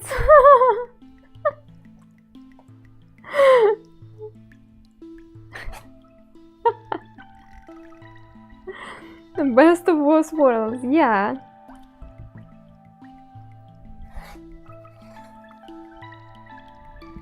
And yet I understand that at some point the reasons of practicality might win, and I might give up all those sandy things. And I'm also feeling okay about it, like it's life is life. Sometimes you just gotta do what you're gonna do. So, I don't know, I do not have super strong philosophy under it, and sometimes when I see the interviews of artists when they are saying how they want to show their souls through their creations, how, like, I don't have that. have some ideas, I bring them to life, people seem to like them. Those ideas seem to resonate with some people, although my community is pretty niche. That's great!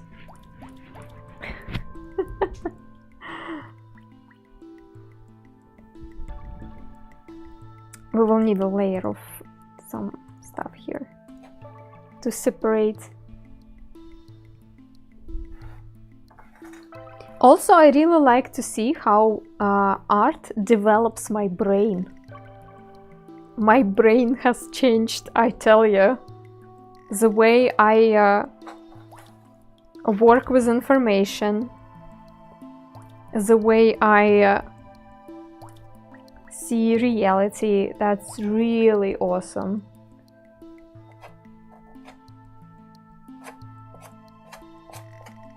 So I told you I was not into drawing at all, and until like I started drawing with sand, I hadn't really anything related to drawing, and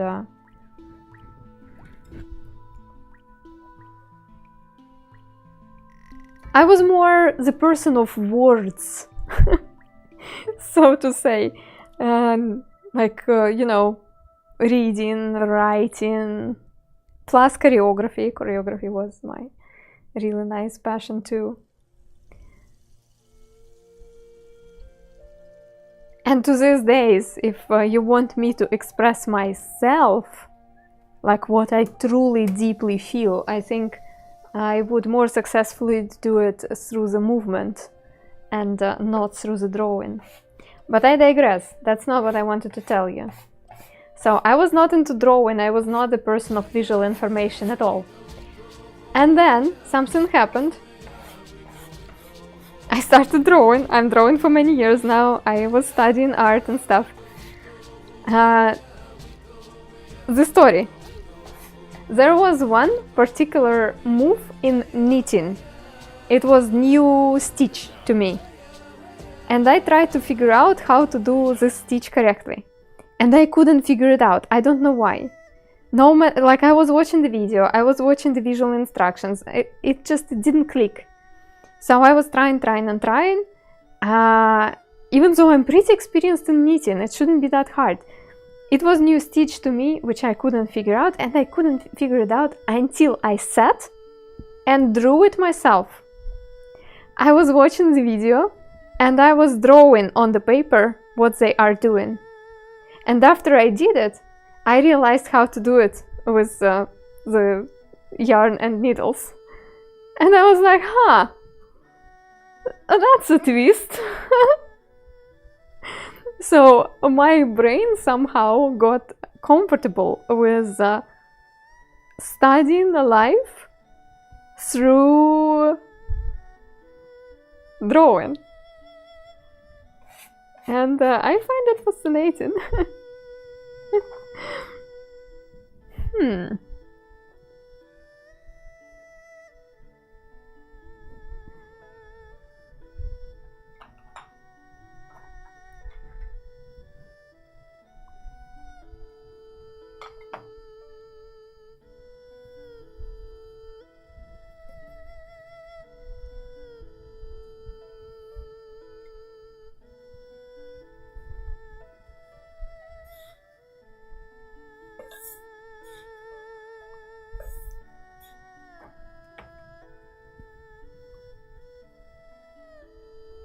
And that has a way deeper meaning that you initially say then.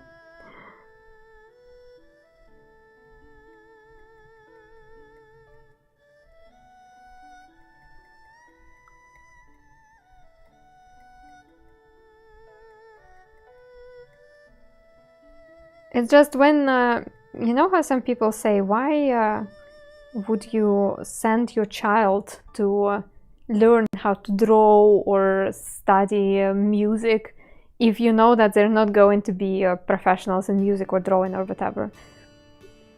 It's because of that. It's just because it develops the brain. It makes you think. It makes you analyze differently. And You certainly can go by without that knowledge, but while you're studying drawing or music, you're also teaching your brain to work with information. It is at some point about imagination and creativity, but again, maybe you will not be a creative person after that, but you will create those paths in your brain which will help you later with when you will be working with any other information. Because let's say music, it's a lot of math, and that's always good.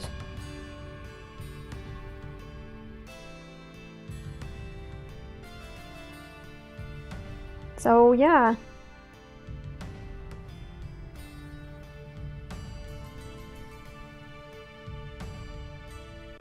I spent a lot of time in the theater school, a lot of years in the theater school.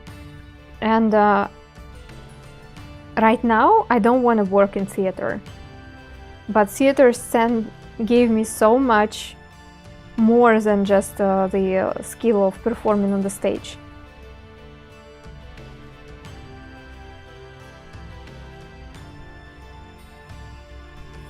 So yeah. If you're not creative, but you have a feeling that you would like to expand into some creative activities, go ahead and do so. Oh, that's way too bright.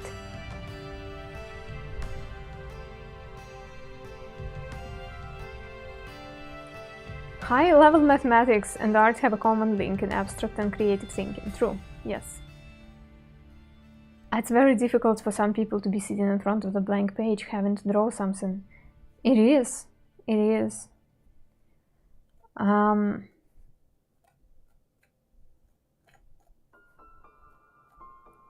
not saying it's easy. For some people it's really hard to sit and count the rhythm of the song correctly.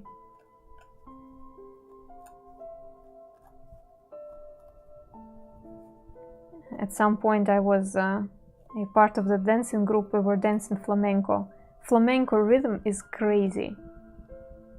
It's like, I don't know how they were thinking when they were creating it. It's amazing, and it was wrecking my brain regularly, on the regular basis. And the thing is that in flamenco you need to use your shoes as a percussion instrument.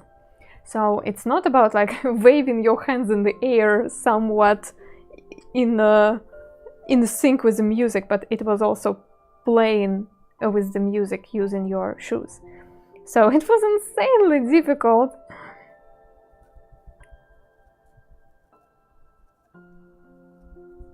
And yet I feel like I benefited from a couple of years of studying flamenco, even though I do not dance now.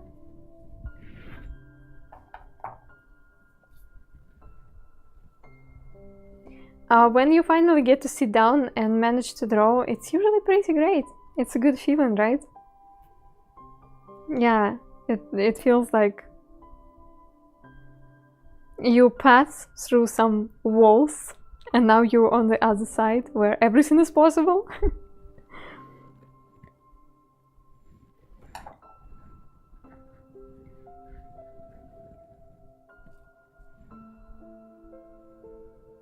Is this a new table? It's not a table, it's like a piece of cardboard where I drew some lines, and now I'm making a pattern on the top of it.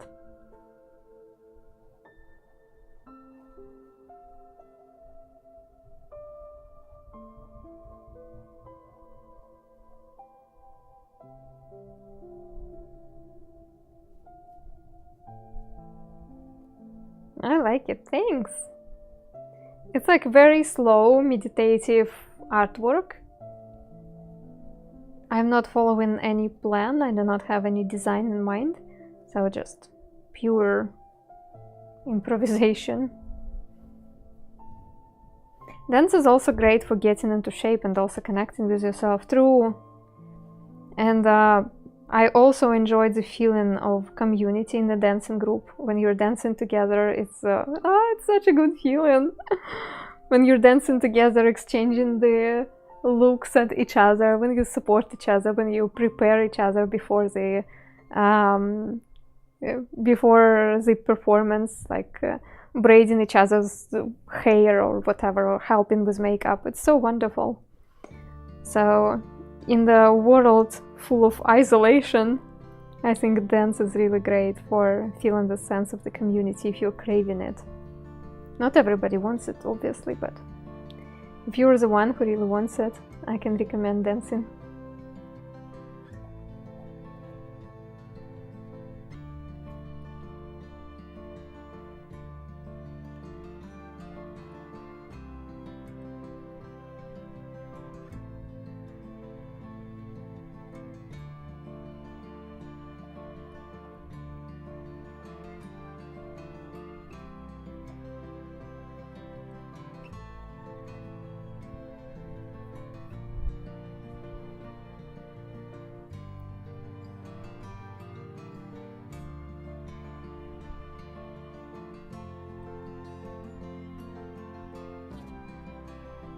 And as a form of exercise, dance is just perfect. I don't know, I have tried so many things, and the only workout which I truly enjoy is dancing. Does dance shape the body, or does the body shapes the dance? It's a little bit of both. For instance, when you are having a regular dance training, you usually improve your posture a lot. And posture affects a lot. Posture is very important in the body language, like the way people see you, and also the way you feel when you are in the room. When you're standing like that, or when you're standing like that. It's so it's just one of the possible answers. Can a bodybuilder become a good dancer? Yes. The bodybuilder will already have quite a lot of physical stamina and strength, probably not enough of coordination. So it's going to be like developing a little bit of new skill in terms of coordination, flexibility, and also playing with music. But yeah, stiffness is the worst enemy of the dancers, right? I don't know what is the worst enemy of the dancer. The worst enemy of the dancer is laziness. The lack of will to bring yourself to the dance class. All the other things are fixable.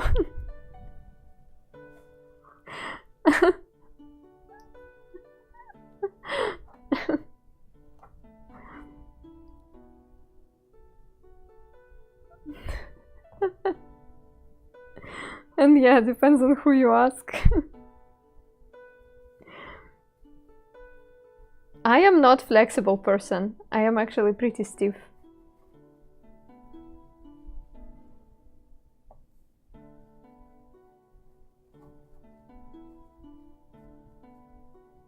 And yet I participated in many choreography festivals and stuff. The other dancers stop stomping on their feet. Nah, that's not that bad. It's pretty fun.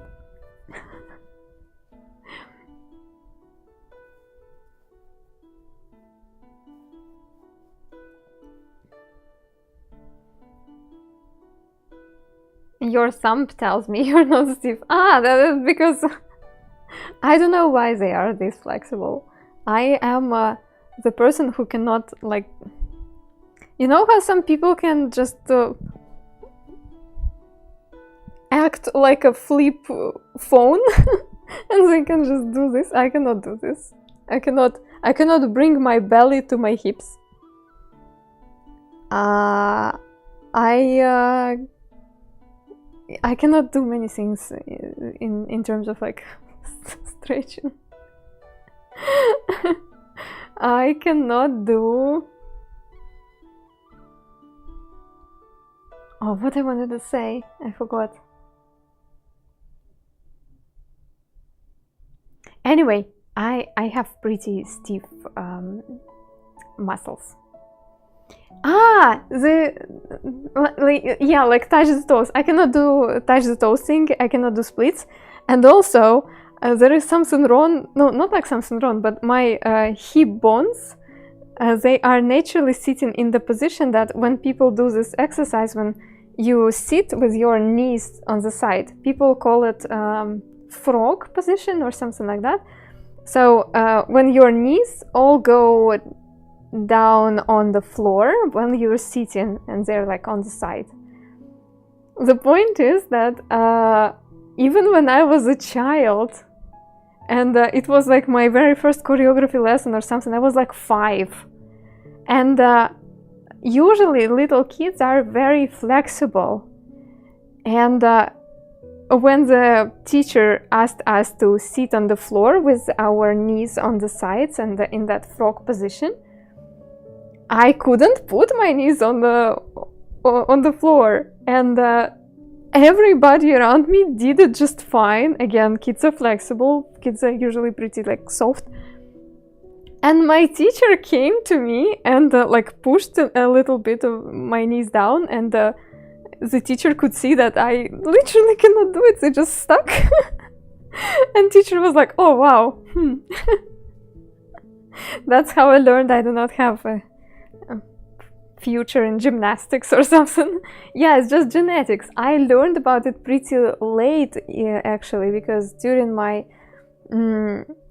for many years I actually tried to stretch myself so I could do the full split, and I learned pretty late in the life that I physically will never be able to do it until they will replace my hip bones, because some people just have the hip bones which are attached a certain way, and it's just another bone which doesn't let you go to that position. And yet I was trying to stretch myself, and I was so frustrated that I do not have results. Because I am naturally very slim, and my body in theory would be perfect for even classical ballet, because I have long legs and arms, and I'm naturally very slim. I don't have to keep a diet or something. It's just genetics. However, genetics betrayed me from the other side. And yeah, genetics said nope to my splits.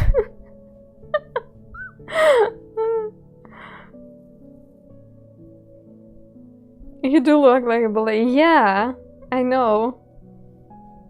And I was even more slim until I was like 28. I was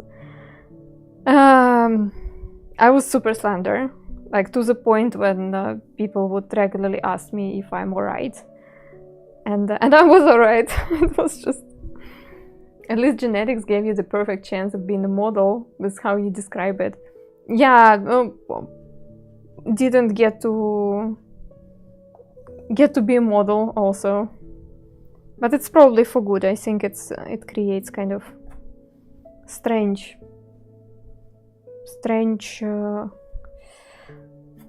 feelings towards your body when you're modeling, like when your income depends on how beautiful or not beautiful you are. I think it's a bit scary.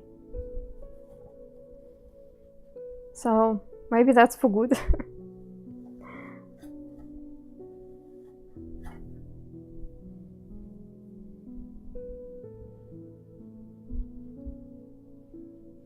Okay.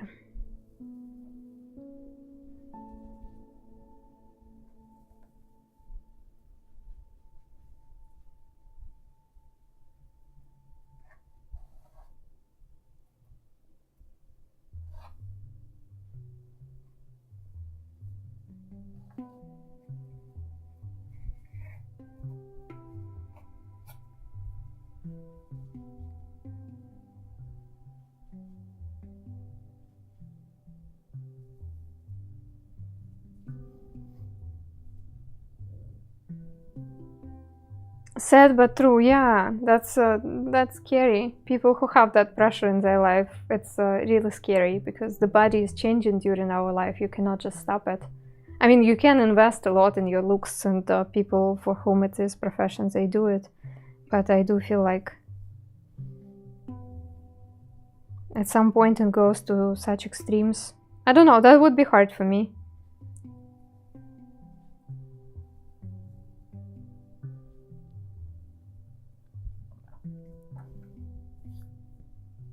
How social media gives you your own perception of your own body. Yeah, and also all those filters in the phone camera. Like, I turned off all the filters in my face camera for the time when I'm making pictures, and yet I see that it still smoothes the skin a little bit, and sometimes it does the smoothing thing on my dog's face too.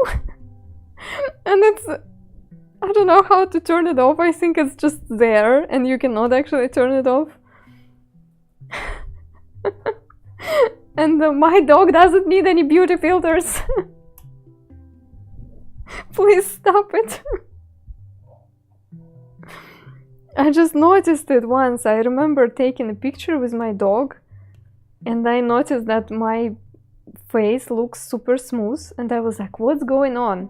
I checked once again, no filters were applied, and then I looked at my dog in the same picture and I noticed that his fur is smoothed and like smudged. Yeah.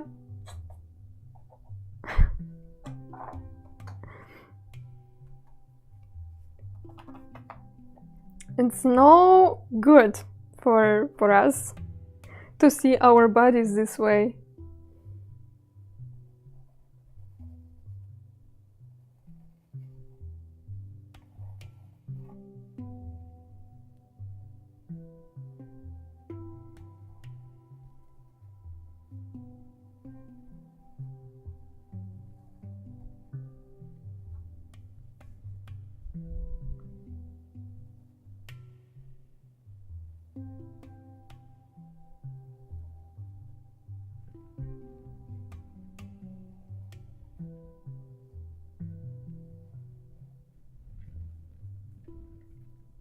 How did you decide you will be doing that with your little finger? We already have some sort of dynamic here, and I'm just following this dynamic. I can only do it, I can also do it with my other fingers. It's not that big of a deal.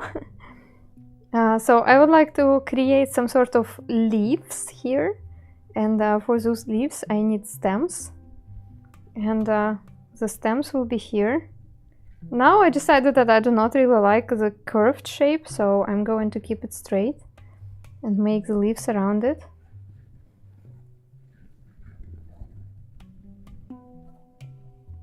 Right now I just keep in mind on the what colors I want to use next. For instance, I feel like this whole composition will look nice if I will add some light green here. Maybe this, maybe this. Just want to add some. But first I would like to add more layers of white too, just because I want this mandala to be lots of white. I did read a funny article from 2016 where Apple was caught to force some filters without the customer's knowledge, so that it would be impossible to turn off all the filters. I think they're still doing it. I think they're sneakily still doing it.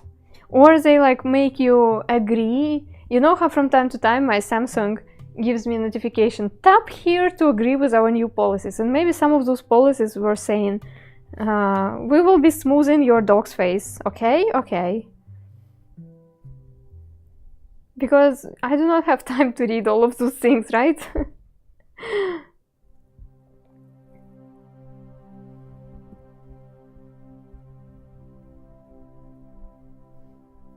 Yes. Exactly this.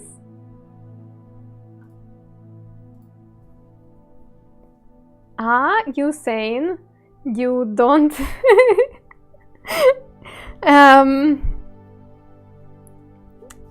If it's not money related, I do not read them. I read Twitch TOS. I read my Twitch contract. I read something what my bank sends me.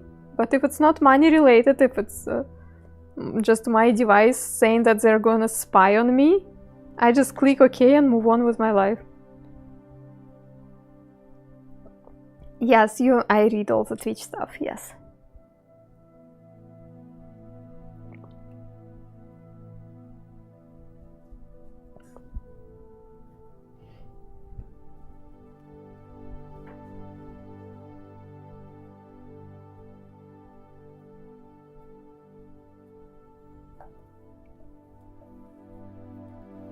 Apple would literally torture people who agreed with their conditions. Oh no. I don't know where the life goes, but I hope we will not have something like that.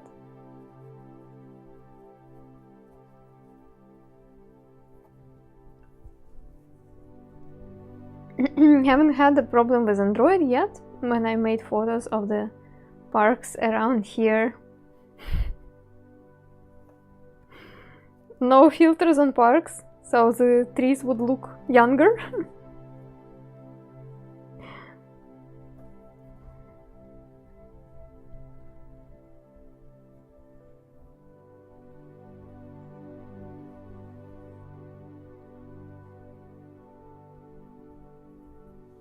I'm ugly. I'll take all the filters I can get. Oh, that's up to you, totally. If that makes you happy, go ahead. Yesterday I was actually playing with the AI filters. They were making me look like Disney princesses or something. Oh my god, there was one picture there, you must see it. I don't do it often, but I do like to experiment with some shabby AI tools. You gotta see it.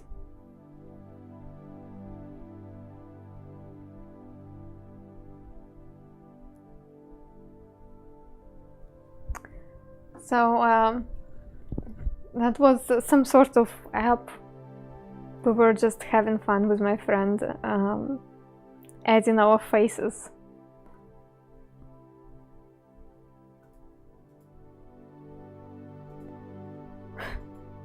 There was one masterpiece there, which I hope you're ready for that. So, as a Disney princess, artificial intelligence sees me as a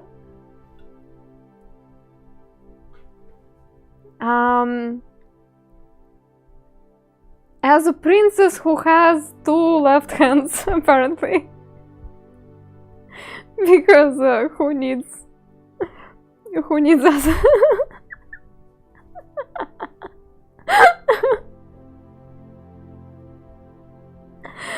They shrunk your waist. I mean, that's not my concern. Shrunken waist I can forgive, and I can say, yeah, okay, maybe it's a corset.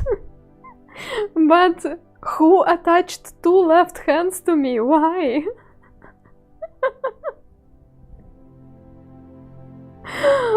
You're Snow White then?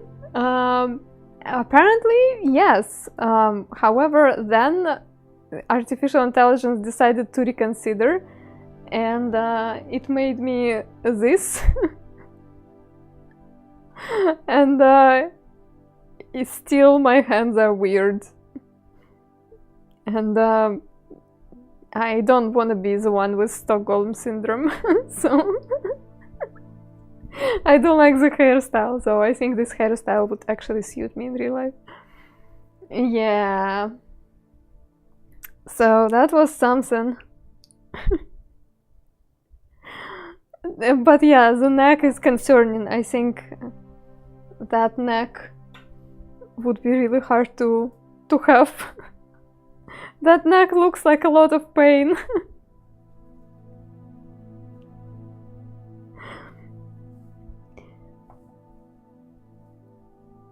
I'm getting a little bit impatient, which is never good for mandalas. Yet. I don't know, friends, about the filters. As soon as you just being critical about it, right? And you know that it's just internet version of you. Why not? Have fun with it. I am not exactly the person who will be like, hey, women and men, stop using filters. You know what? Filters are fun sometimes. I use them sometimes. No shame in that. It just, I don't like that company wants me to have them all the time, and I don't want my device to show me my filter face all the time. Dun, dun, dun.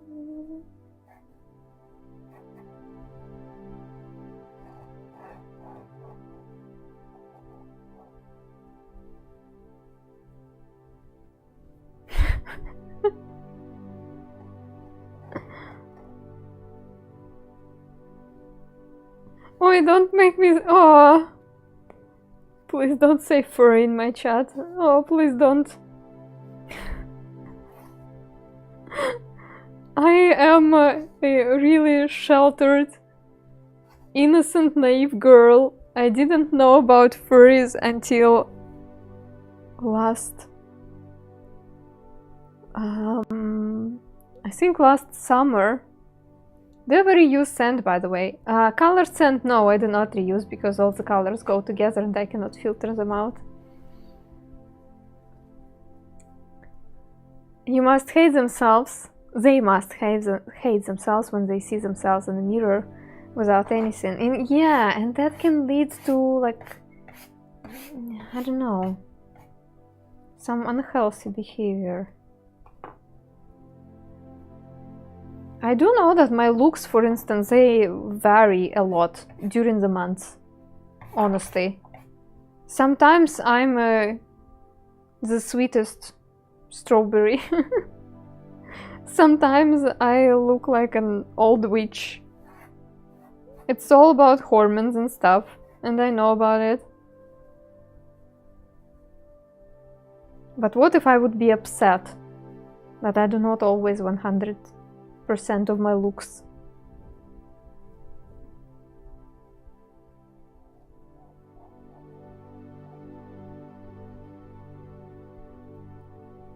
The colored sand was why I was curious. I can't imagine how hard it would be to sift that. Yeah, no, I'm not sifting that.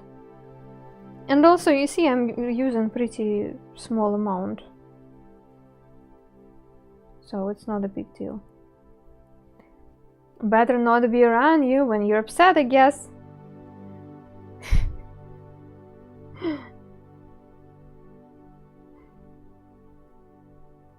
Let's just say we all have our days when it's better to not interact with us.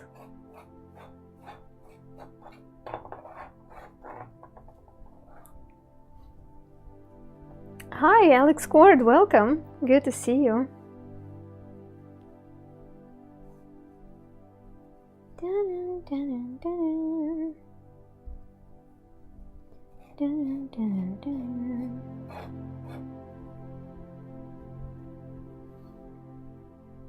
Yes, our inner demons, and we need to feed them sometimes. It's totally alright.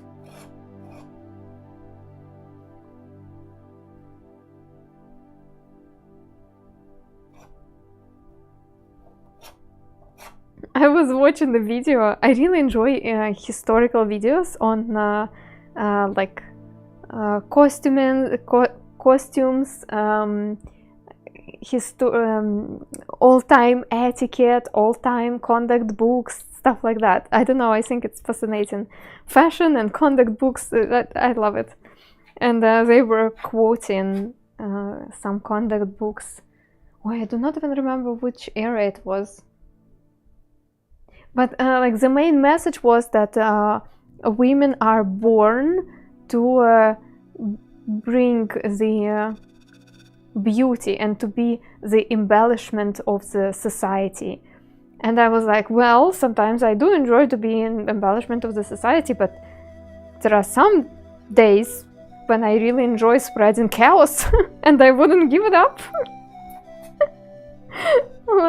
Spreading chaos forever. Not forever, some days.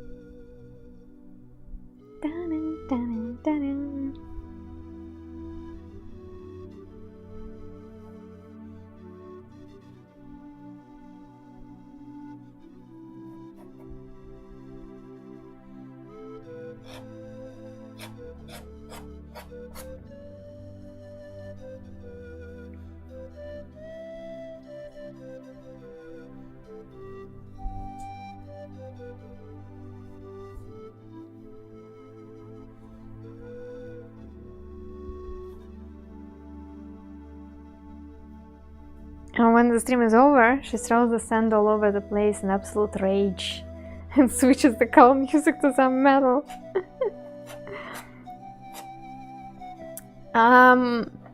No metal music for me. About throwing sand away, well, I do it, but in a civilized manner.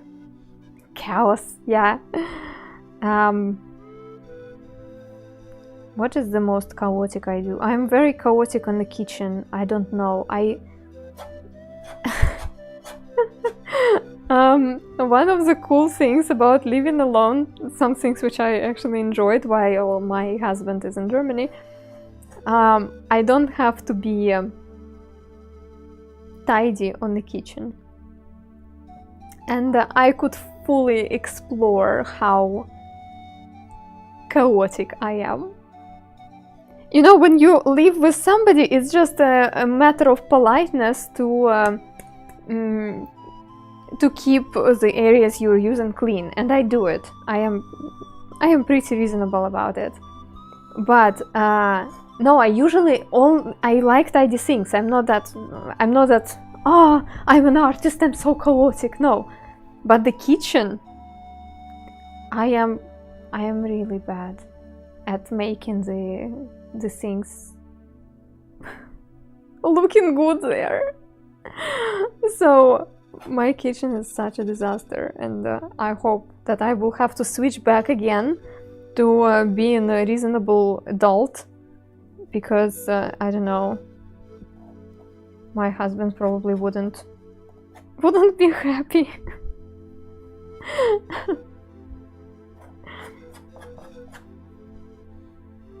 You seem to hate cliches. I mean, I do not really fit the cliches about artists. I do fit some other cliches. You know the cliche that all women like flowers? It's me.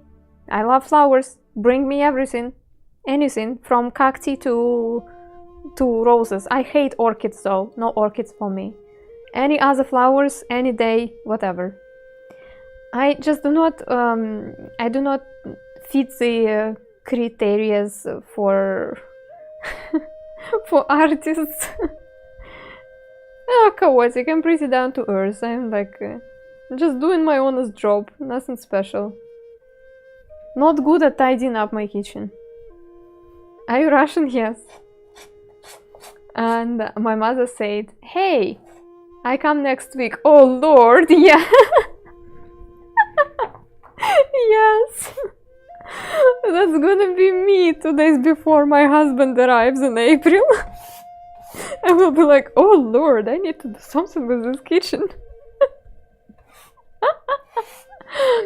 Definitely fit the Russian cliche. About the flowers, yeah, that's kind of a tradition here. Flowers for women, flowers everywhere. Flower shops in every corner, they're everywhere. Flower shops and pharmacies. That's all what we need.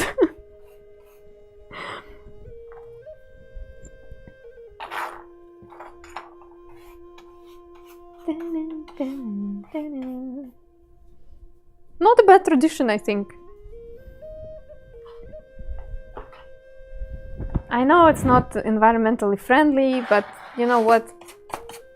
Everything is, it seems.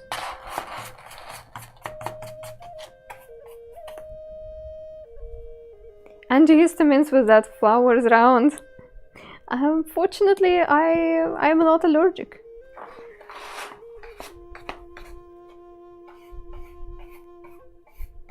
I like the smells of flowers. The smellier, the better. My sister used to have a succulent who would bloom about once a year with a really beautiful, all spotted flower. The only thing is that flower would smell like a trash can full of organic waste which has been sitting under the sun for 3 days. So it's something rotten organic, something like that. And weirdly, even though I do not enjoy that smell usually, I kind of enjoyed that smell from this flower simply because it was so fascinatingly weird. It's such a nice, I don't know. It's just, oh, then you're a weirdo from flower world. I love it about you. Rotten organics. We come back to the kitchen again. Hey, don't call me out. I do need to throw away something from my fridge, which doesn't belong there anyway, anymore.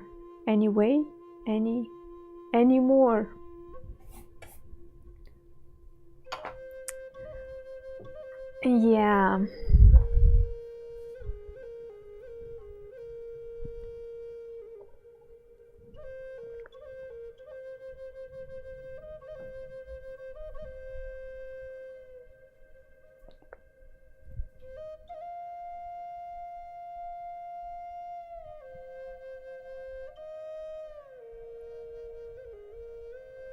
Let's not compare our fridges. I think we'll all be ashamed of something. Yeah, don't let me show your fridges. Don't do it. Show me your cats in our Discord. We have cat tags.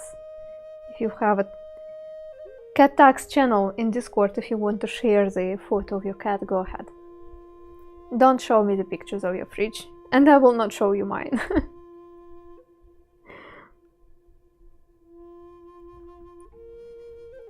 Do the different odd numbers in given flowers also have a meaning, or that's just a stereotype? Yeah, there is in Russia there is a belief that you need to, if it's a good occasion, you need to give on the odd amount of flowers, so 1, 3, 5, 7, 9, and so on.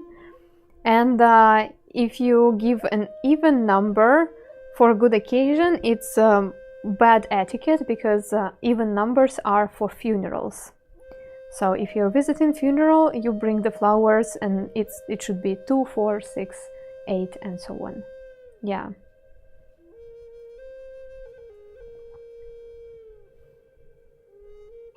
Yeah, it's still this stereotype is still in use.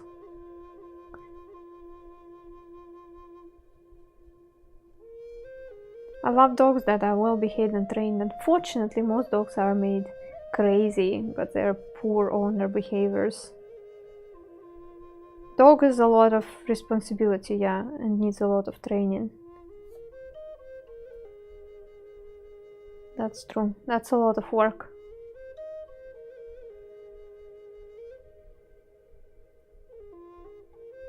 But I do feel like there is an improvement in Russia.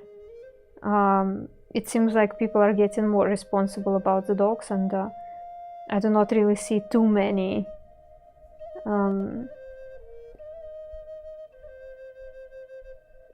dogs with like extremely bad behavior.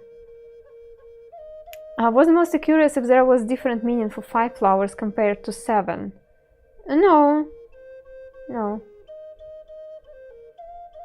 Do you know Barnaul? Barnaul is a city in Russia, yeah.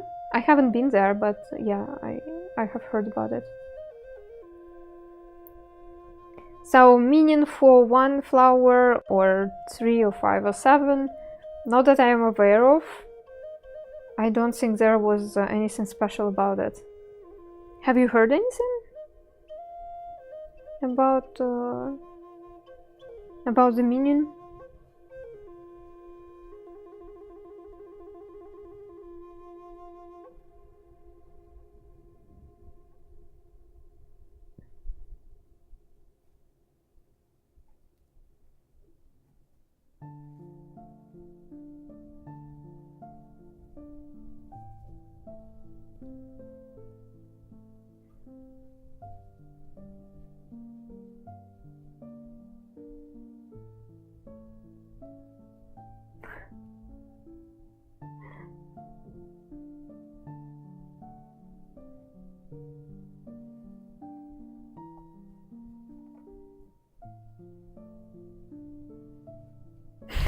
Crappy Jenkins.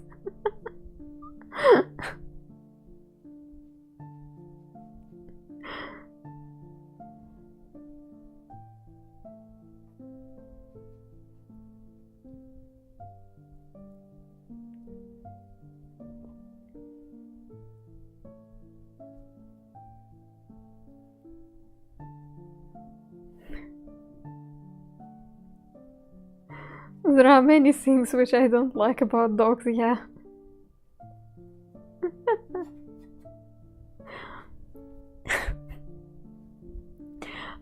We actually, for some reasons, Chili became more interested in other people outside, to the point when we can walk on the leash, and he's walking a little bit in front of me, and there is a person passing by, and Chili gets excited and gets like sudden move towards the person just to sniff it, just to sniff the person. And I am a person who's slightly afraid of dogs. I understand that it's not comfortable for many when they see a big dog, which is suddenly like, ah, who are you? So we started to train new command lately, which is move along. I think that's how you can translate it.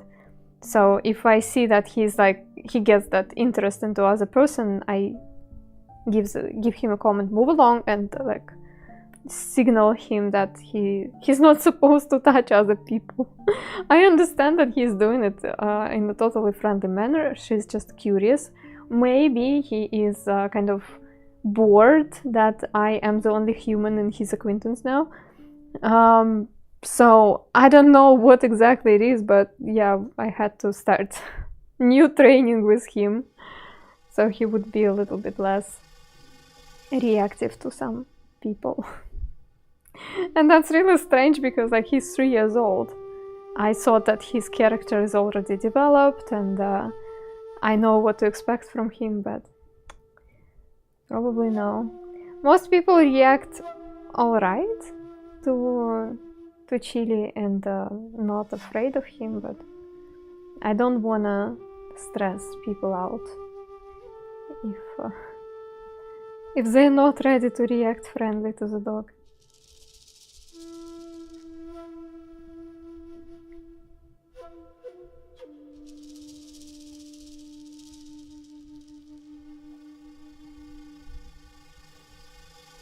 Are you some symmetrical? I have no idea, probably no. No, they're not.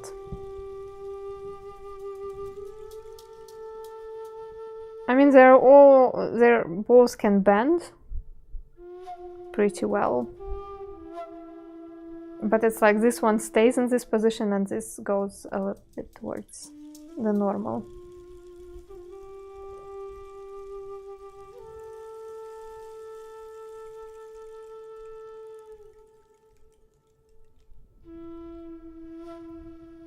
No, human body is perfectly symmetrical anyway, yeah.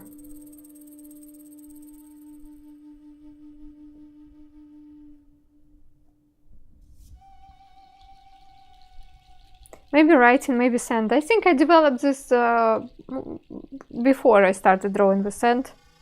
Yeah, I think it's something about writing.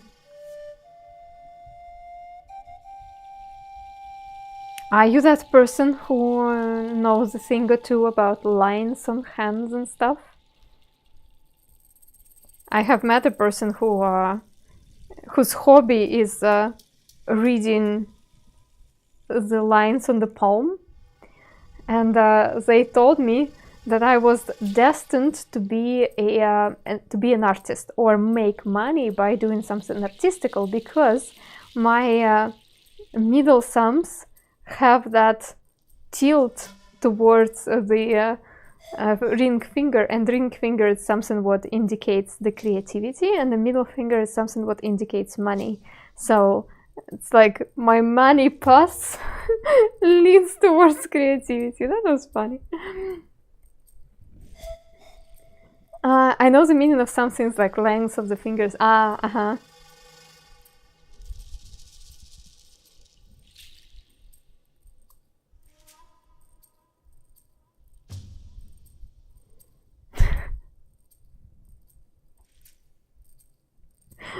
I do not really believe that much to that person who decided to read my palm, because that's the same person who said that I will probably cheat on my husband. And I was like, what? Oh, that's really weird. It's really a weird thing to say to the person you have never seen.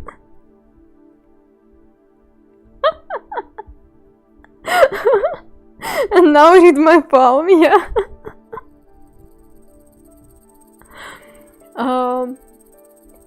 As a test, palm up, palm down, fingertips together. What should I do? You might one day fall in love. What? 500 rubles? Come on, 500 rubles, it's nothing these days. How can I, like, what should I do? Tell me everything about me.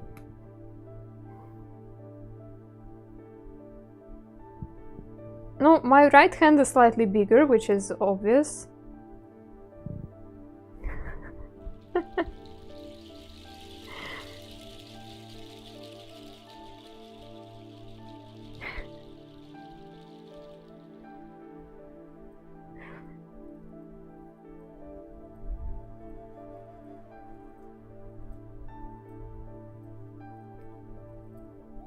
I can tell that you've been exposed to a good amount of testosterone before you were born.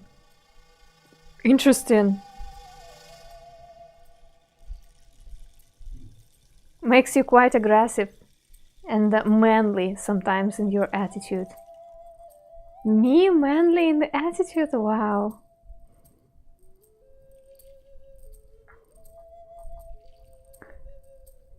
Maybe in the past couple years. That's interesting. I think about 3 years ago, nobody would say that there is anything manly in my attitude. A left palm facing the camera, right palm facing the sand, middle finger touching the ring finger. Left palm facing the camera, right palm facing the sand, middle finger touching ring finger. Tan tan tan tan tan tan. Okay. And then what? Tick, tick, tick.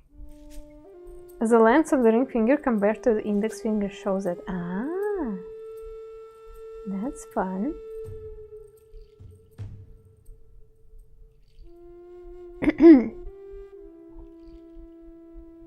One thing which might be manly about me is that I am. Ah, wait, you said. Middle finger touching ring finger, middle finger touching ring. Something like that? The thing is, which might be a little bit more manly about me is that I am more straightforward these days than women usually are. No, at least, again, women in my acquaintance, usually they're like, we will be like all vague about it and stuff. And I believe that in the past few years, since I didn't have much of women in my acquaintance, and I was mostly with my husband, I felt like I realized that with a man it's easier to get a little bit more straightforward. And my friend told me, after not interacting with me for a few years, that I became more straightforward and like honest and like that. So maybe that's what we can kind of describe as manly.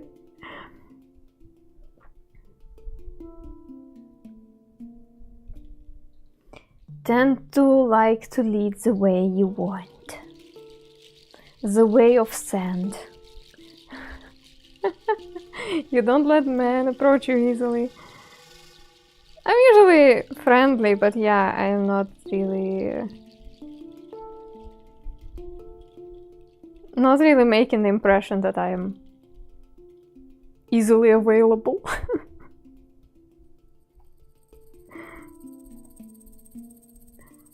I also tend to prefer it if the other person is more straightforward instead of dancing around the bush. Yeah, and for some reasons, in the women society I used to be in, again, I'm not generalizing about all the women, it's just about my acquaintance where I was growing up.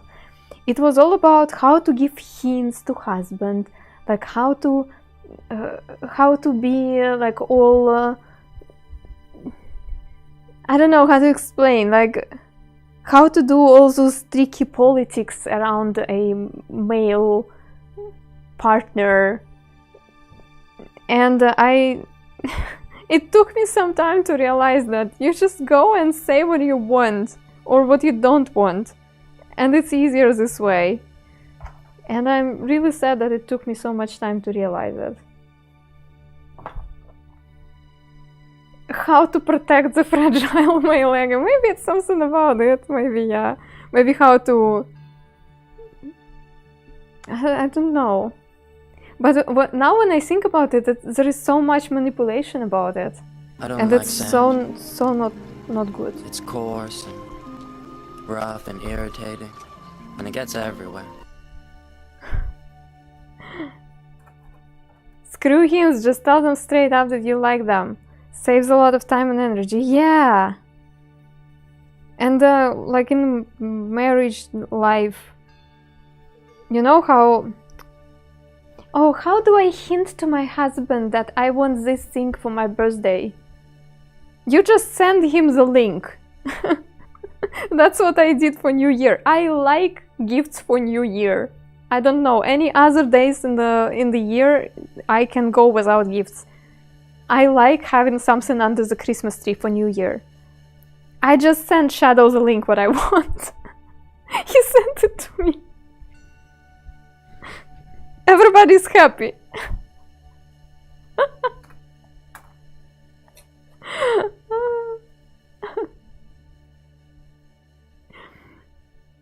Sending links will work, yeah, 100%. If it requires size, just give the size. I do like surprises. I really like it. And I was torturing Shadow for many years. I want surprise. I want surprise. I love surprises. But at the same time, I understand that when you are together for, how much, 17 years? It's really hard to come up with a surprise. Like you are out of ideas. So I stopped. I just stopped. 17 years, I think it is, when we started dating in 2007. So yeah, 17 years. Now we're coming to the question, how old am I, huh? Was thinking more We don't make along mistakes. the lines We have happy accidents. of just saying what you want and let him pick the specifics. So yeah, maybe like that. Yes. Something like this. That also works.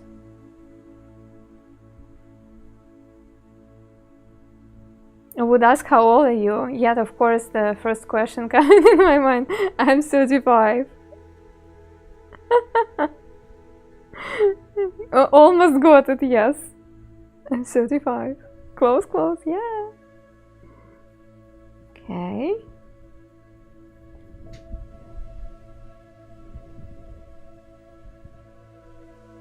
And yeah, I wish I knew that all those tips and tricks about hints and manipulations, they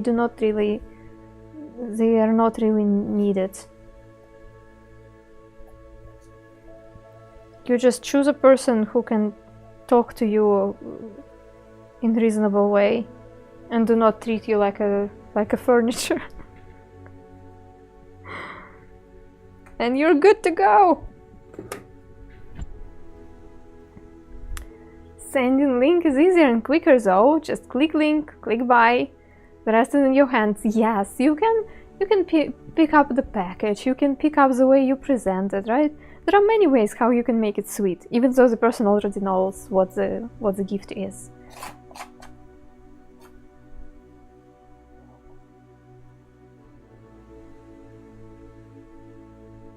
I love surprises, though. Yeah, I love it. Do you do streams with your husband sometimes? We used to. He would. I don't think we would have art stream together, but when we were doing remodeling in this place, we were tiling floors on stream. we were making furniture or something.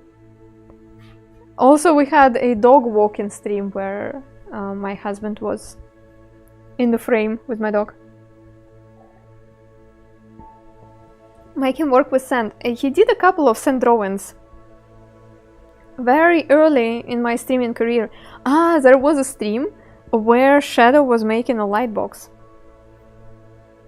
but it was long ago. It was so long ago.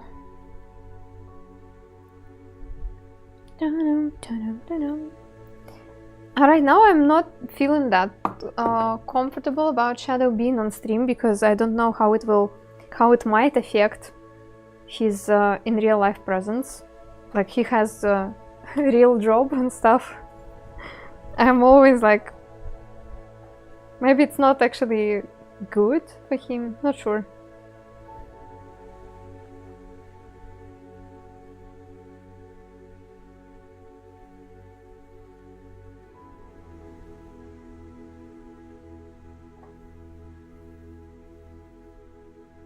Sometimes on the gaming stream he would come. Oh, we have really fun clip where Shadow is really nailing one map in Fall Guys.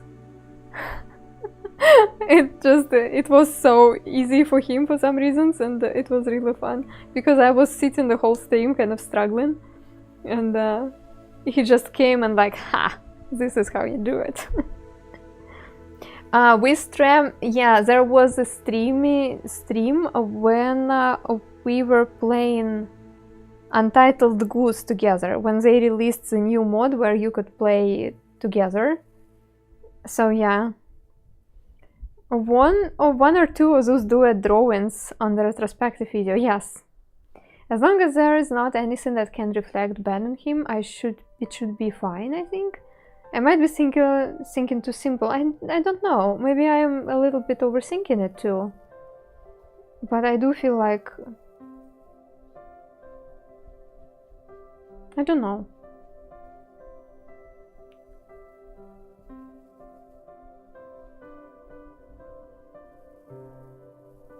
We do not have like huge community, so I don't think it would hurt too much for my husband to be on stream, but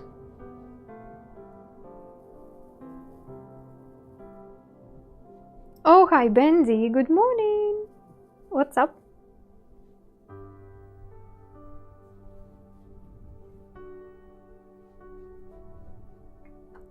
Can never be too careful, yeah.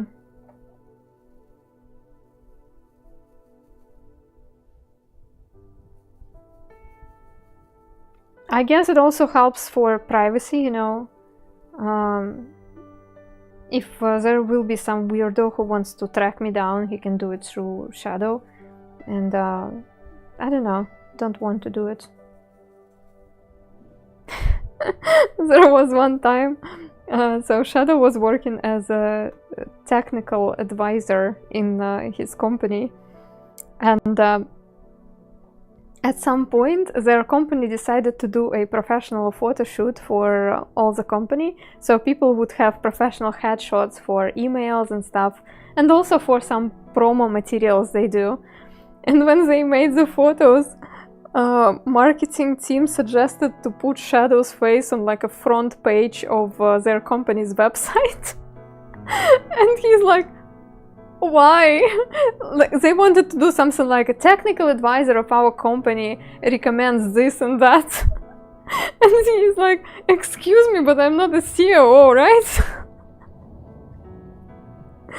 The photos were really nice. He looks really presentable and professional, and at the same time friendly. So I understand marketing team, but I think my husband vetoed on that, and we were laughing so much at this. Like, why? It's not some sort of, it's a middle management position. It's not a COO. It's not like he's a big big person in the company. So yeah, he's looking trustworthy. Yeah, that's true.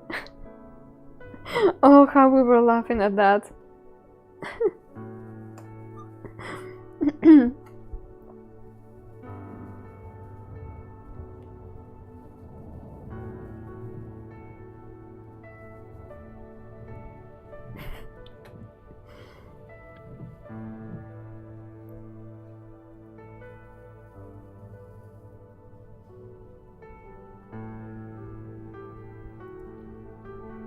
Field engineer of artistic sand design.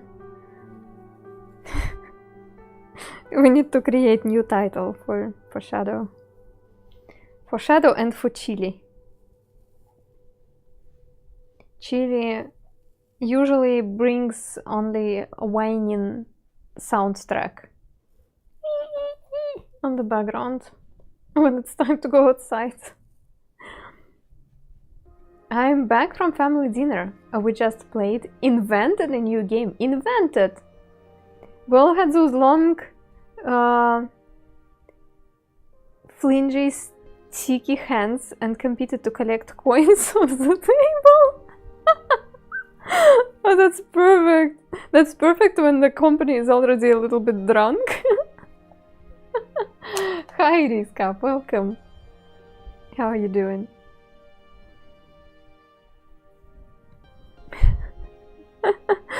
A nameplate with wombat, yeah, maybe. That's what we should do.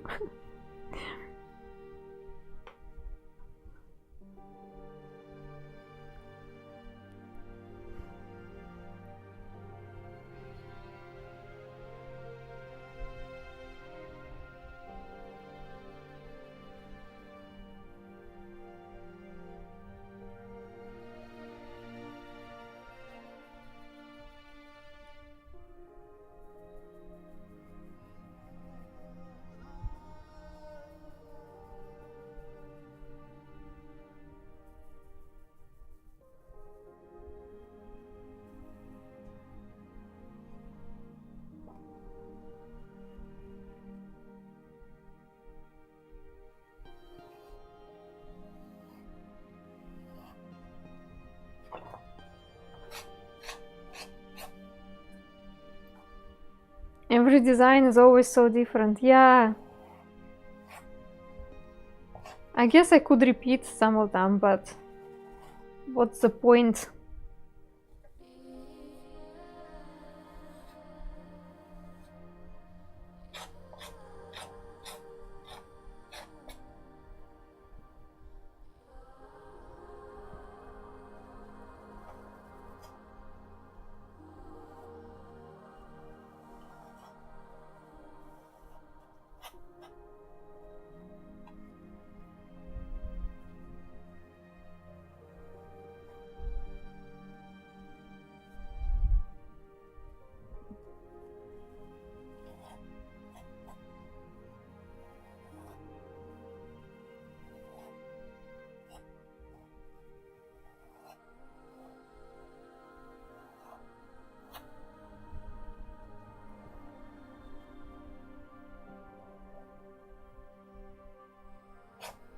repeating will allow for perfection. Yes, because you kind of already know what you're doing. But mandalas are not performances to me. It's more like group art meditation. So the moment is more important than the result.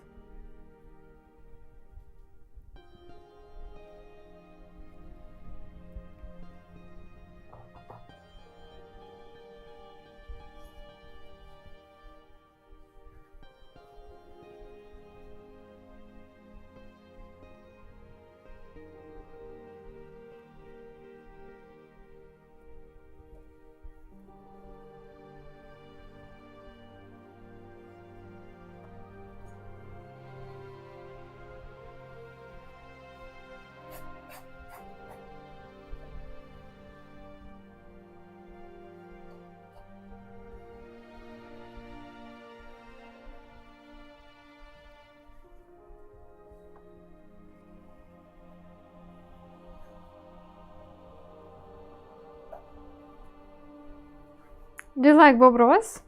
What's not to like? I like him, yeah. I was especially into him in my first few years of streaming. Now, not so much, but I still recognize his impact. For the record, I didn't grow up with Bob Ross and Mr. Rogers on television. We didn't have it. So I learned about Bob Ross and Mr. Rogers only when I started streaming on Twitch. So the experience might be a little bit different for me because I learned about them in my adult years. Bob Ross vibes in your stream, that's great. I am taking it as a compliment. That's certainly what I would like to maintain.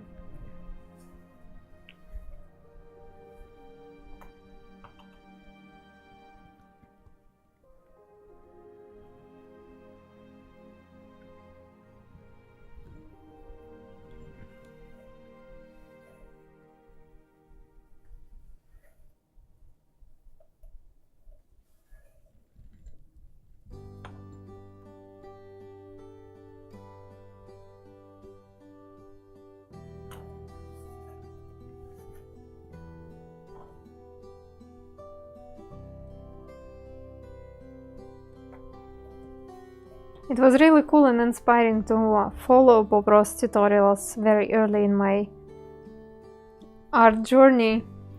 Right now I am not that interested, to be honest, into following his tutorials. I drew so many of his episodes, so I am kind of, you know. But I still like having Bob Ross on the background sometimes, just for the atmosphere he brings and for the overall restoration of the hope in humanity.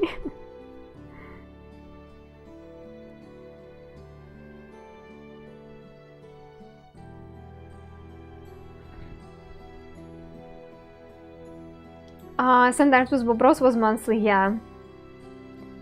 Now I do not do it monthly, I just do it when I feel like that.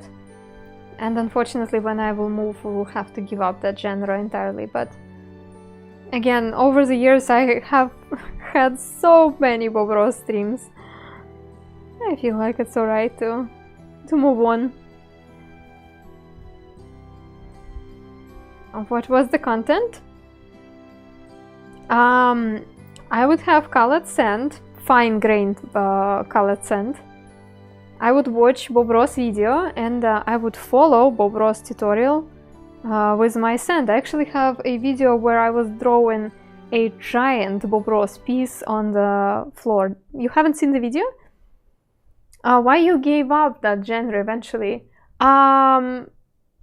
Again, I know it will sound harsh, but I got bored. It really felt like I'm not discovering new things anymore while following his tutorial. So yeah, let's watch the video then. Bob Ross, colored sand on the floor. Enjoy.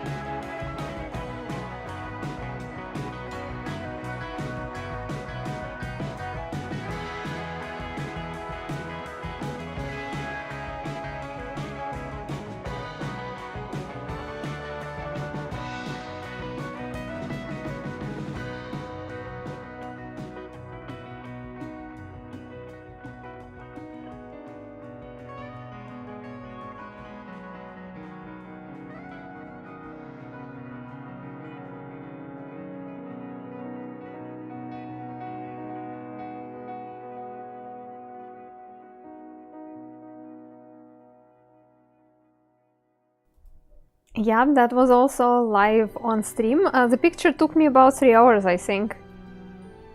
But yeah, it was also live, so I was chatting with viewers. My husband was helping me here quite a lot with filming. Alex Court had a question about how the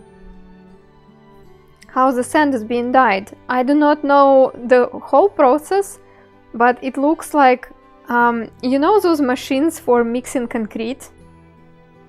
They have something similar. They put sand inside and the paint, and then they heat it up and spin it a lot. And with the process of heating and drying, the pigment sticks to the sand somehow. Yeah, that was about 3 hours. Concrete mixer. Oh, really? You didn't Okay. I thought maybe you would come up with some others. Actually, language joke which I was thinking about today in the morning. Well, not exactly a joke, just a fun thing which I noticed. A Russian language doesn't have the verb for flossing. If you want to say that you floss your teeth, you just say I use the tooth thread. So there is no, I don't know, there is no certain verb you just use or stuff. And in English, I originally learned the word floss in the term for teeth flossing. So then, when I was watching a YouTube video about embroidery and they kept saying embroidery floss, my brain went tingly, because to me, floss doesn't attach to the thread-like material. It's all attached to teeth cleaning process. So yeah.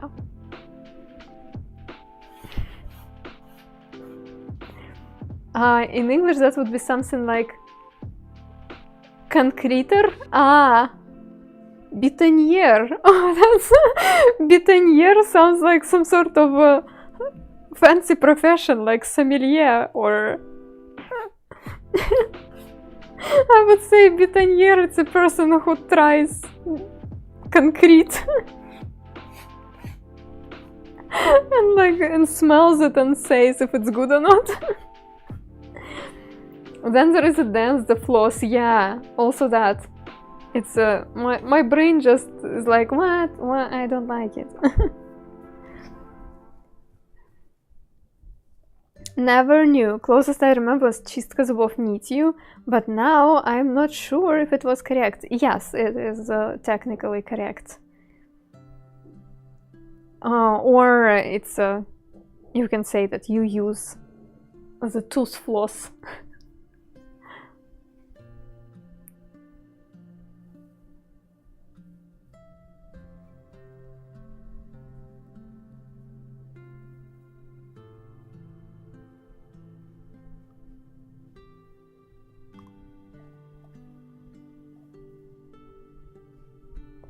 Tooth floss sounds weird. Why not just floss instead? Because in Russian it's the same word as you would use for embroidery thread or sewing thread. It's all the same.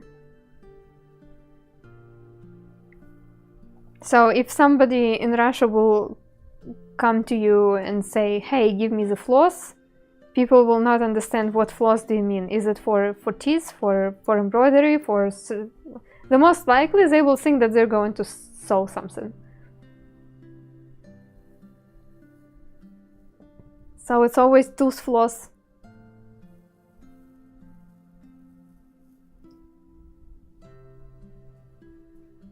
Same as you describe in Russian, yeah, so you see.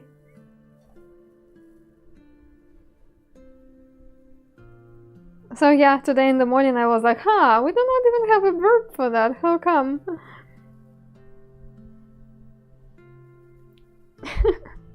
Next time, if my dentist will ask me, why you're not flossing? I can say, because we do not have a verb for that. I do floss.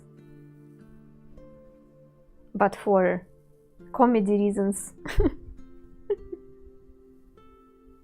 You can use it too. You're welcome. Barbarian language, yeah.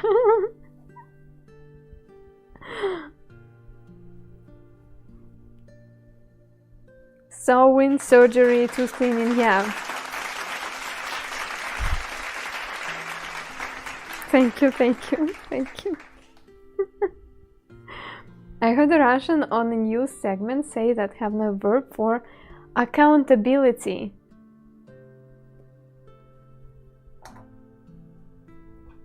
Wait.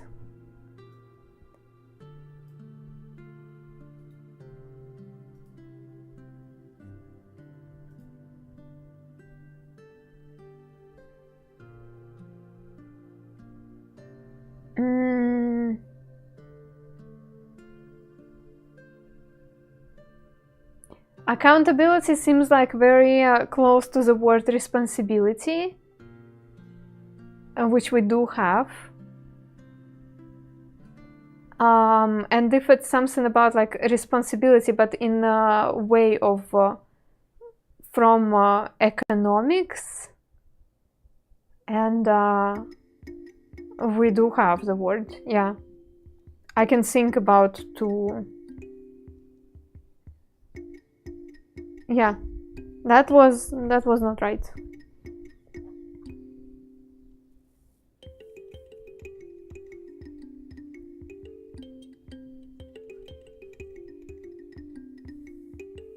Yeah, if you would think about accountability as a term from financial processes, it would be подотчетность. If it's more about responsibility, like people being responsible for something, in that case it would be ответственность. Sometimes people say to make a witty statement. You're accusing me of that? I would never. I would never.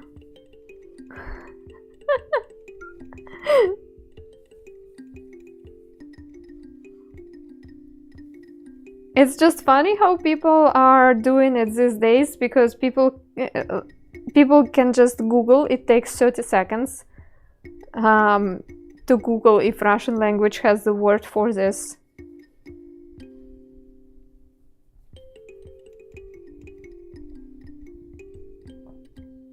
When to use учитываемость? It sounds to me like a term from statistics and economics too. It's like take to an account,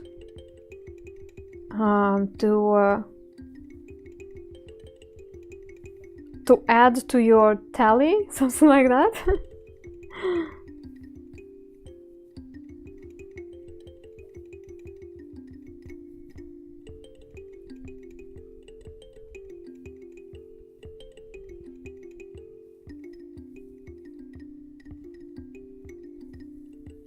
But yeah, using such statements that, oh, our language doesn't have this or that, it's kind of dangerous these days if you want to do it just to make an impression, because Google is here. Google can just make the things clear. Political system in Russia. Okay. We're not going to dive into that. You're Russian. Have you been experiencing some bad experiences on Twitch? Fortunately, Twitch has been amazing. When the certain events had started, I think it was my worst stream ever, in terms of like, it was the very first time when I was like, I don't know how to go live today. However, many people approached me with the words of concern and support, and I don't know. My community is just very special. It's full of rational adults who know a thing or two about life. So, fortunately for me, I didn't see much of the aggression or bad things said towards me. We had a few moments here and there, but it was never to extent of hate raids, you know, what people experience sometimes, or some people being persistent. I got a few messages in whispers, I think, or in Discord. But it was like, I will just block you and move on. Yeah, I got some personal messages with hate messages. And at some point I thought it was just a bot, because there were a few similar messages one after another. So I think it was some sort of a bot. But yeah, mostly only love, support, and I don't know, I think by the time when that happened, I already had a certain reputation on Twitch, so people would kind of know how I would feel about certain events and how I would react, so they knew that there is no need to address any hate towards me. Troll spam? Yeah, maybe. I tried to trash talk Anna once, and I think the best someone came up with that her left-handed drawing was more crooked than yesterday. Okay. That was crazy. Yeah, I could barely recover after that stream. You've always been genuine and kind, though people have been here would know better. Yeah.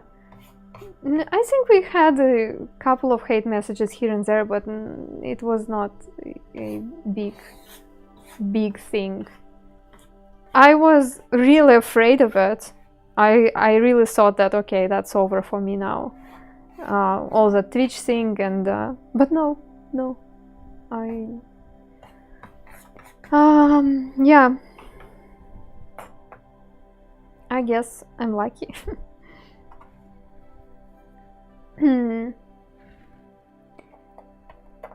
So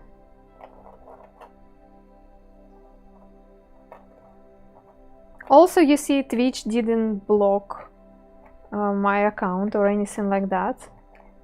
I was really afraid that Twitch will block us altogether, but it didn't happen yet. It's not like it's not gonna happen, but yeah. The weirdest experience I had was with Etsy. I'm sorry guys, I will rant about it again. I had Etsy shop. After a few days when all that stuff happened, Etsy sent us a message that we support our creators from all over the globe, and we know it's not your fault, and we will continue supporting you. And in a few days, when PayPal blocked Russians, Etsy sent a different message that you can say goodbye to your account. And they just closed our accounts, and yeah. And I mean, if they would just block us right away, it would be kind of okay. But it was friendly message first, and then just, okay, never mind, go away. That's the reason why I will never come back to Etsy. No, I will unblock my account. I will download some stuff which I want to download from there, and then I will close it and I will never come back. It really felt like there were two different people making decisions, and then the second person won, and no, simply because they understood that they cannot do financial operations with us anymore. And now, if I want to go to Etsy without VPN, I cannot even browse items there. The default page which they show to me is the page about sanctions. It's that crazy. Yeah, it's really... In English we have no word for a company who says that we'll stand by you and then closes your account. Really? You don't? Is Twitch still holding the running balance for you? Yes, they do.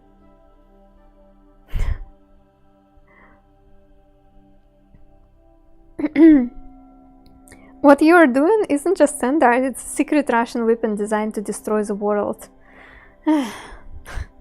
No, it's just standard. It's just standard. Sand cannot destroy the world. Sand can actually save the world. Yes. I want to add more gold into that last ring. Bum bum bum bum. Okay, to a more fun note. Remember how during the Cold War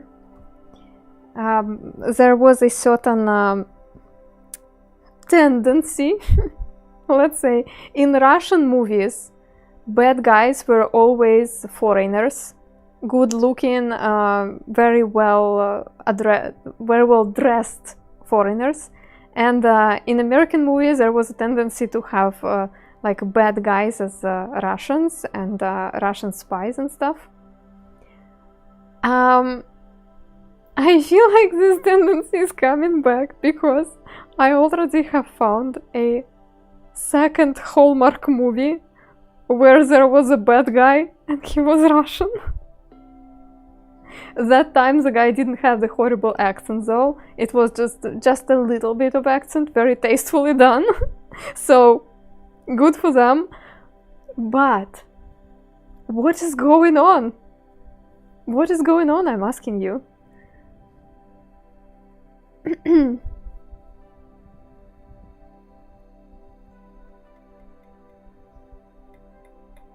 Oi. I understand that Hallmark doesn't represent the whole country and the whole industry and stuff. I mentioned it again specifically for a humorous purpose.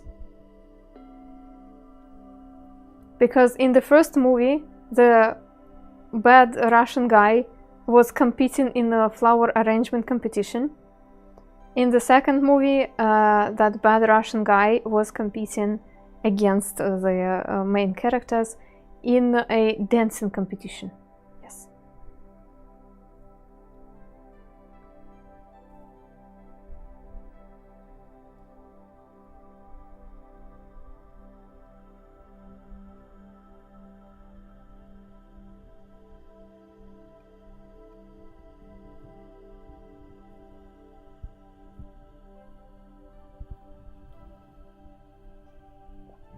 It's curious, but I wouldn't say it's numerous as much as disappointing.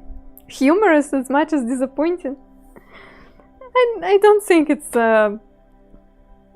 anyhow affecting. We do the same with Arabs too. Yeah. I mean, yeah. Okay, what I wanted to do here.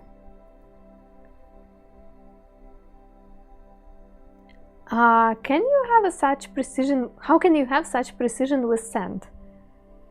My answer will be boring as usual. Practice. It's just I spent many hours here playing with sand. So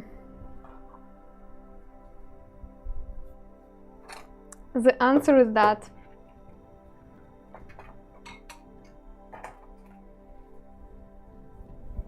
practice. But that's true. There is no other reason. I didn't have such precision. I was actually struggling at the beginning of the stream to make the sand look like I wanted to. So it's not even always working.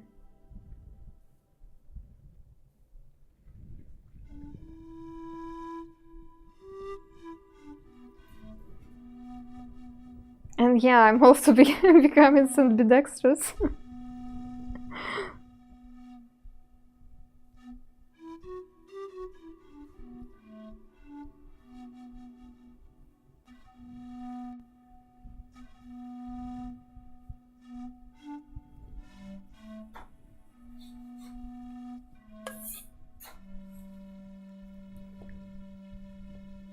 And do the standards with your feet one day. Against TOS, I think. Oh, I need to reread it again. They ban the feet, then they unban the feet. I cannot follow. I'm pretty sure it's against the rules. But here is the clip which Mariador posted. It's one time when I showed my feet on stream. Clickbait.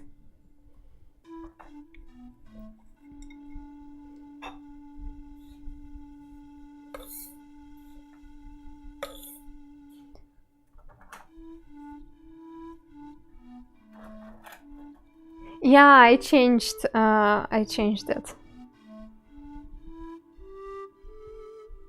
they were, yeah, they were spirals, and now I changed it. Decided to go for more stable look.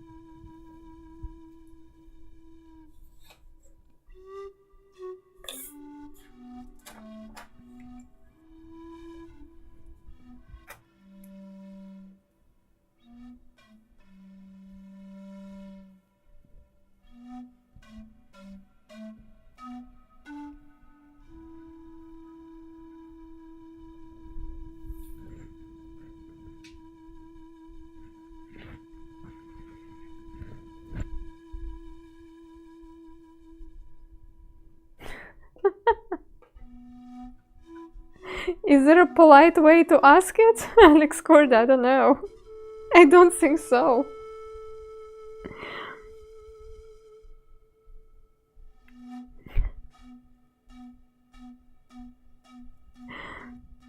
Pum pum pum.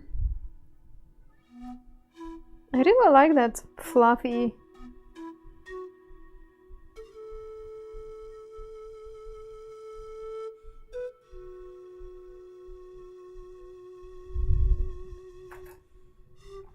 Do a standard in the dark. We will come up with some fun standard ideas or some fun standard events as soon as I will move. Right now my brain is occupied with all the moving plans and I can barely produce any creative ideas for future events, let alone prepare to them.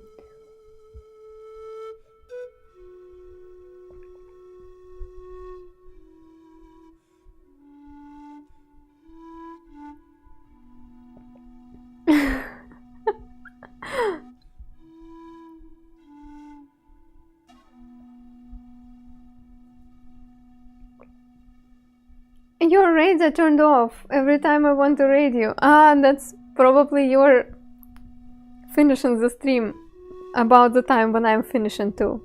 I'm actually going offline soon, so.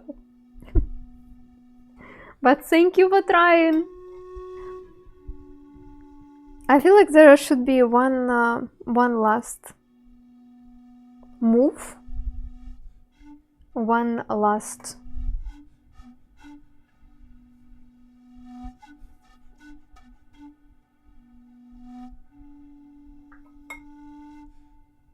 something else to it. That's what I'm trying to say.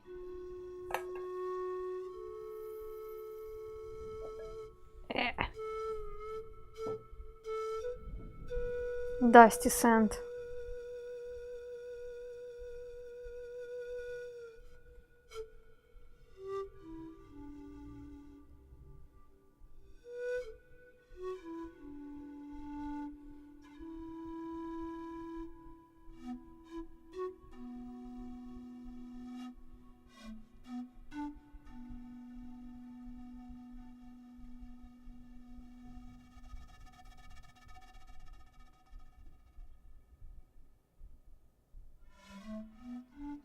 I do not like it here, actually.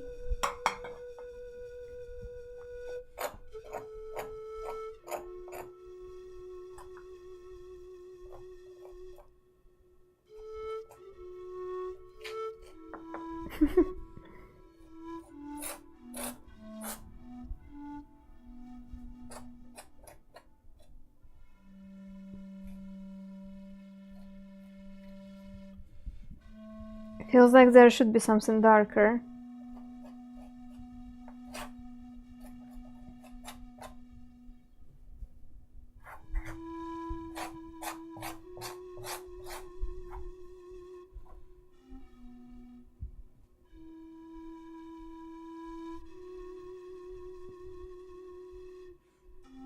Maybe a little touch of blue.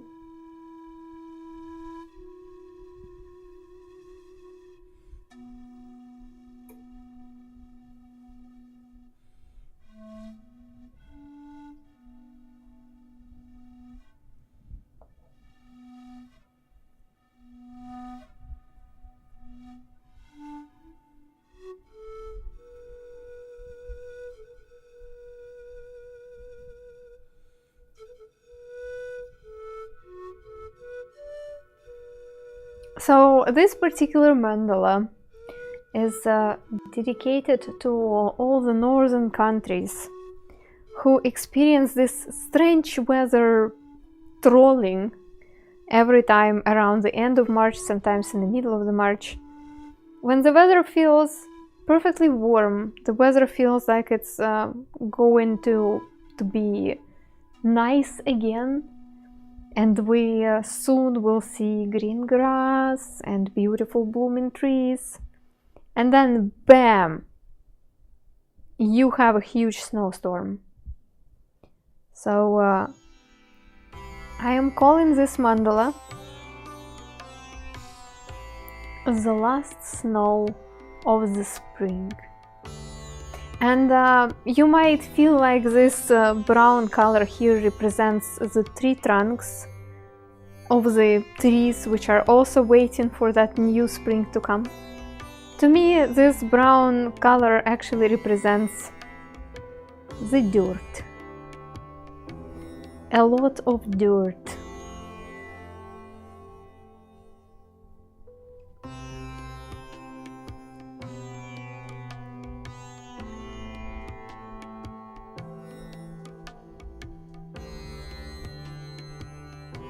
Dirt and mud and that slush, you know. Ugh.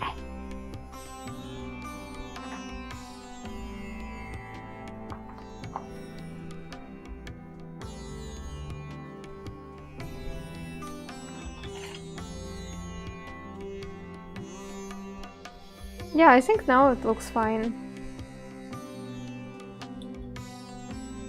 Mud ruins yellow shoes. Mud means that me and my dog, we walk for an hour and then we wash his paws and his belly and clean the bathroom and clean the entrance area for half an hour. And then we need to repeat it again. 2 to 3 times a day. Chili gets dirty. Yeah, he is, even though he's quite tall, he still gets really dirty. I see some owners are buying some sort of raincoats for their dogs, so I guess it protects the fur from the dirt, so they would have to only wash the paws when they come back home. I don't think Chili will be super happy about having some sort of attire, but yeah. So everybody, I think we can call it done. Let me spread the sand across artistically, so it would be visually pleasing. I think it's done, yeah. Feel free to share in the chat what kind of feelings do you have when you look at this mandala.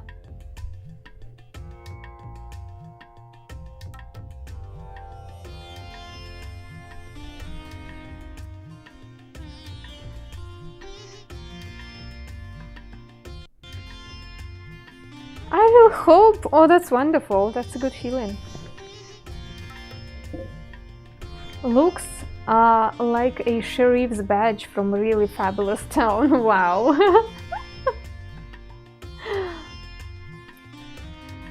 Like that star in the middle being very powerful. Some bright light giving hope. Cozy vibe, actually. Oh, lovely. It looks ancient. And the music is helping to boost my mood. That's lovely. Actually, when you say that it looks ancient, yeah, this I feel like this combination of earthy browns and beige with the blue and green. That's something what you could see in some ancient artworks. Structure. Sun, source of life, making the trees grow around it. Sailing. Oh, that's wonderful. I love it. I certainly didn't think about sailing when I was making it, but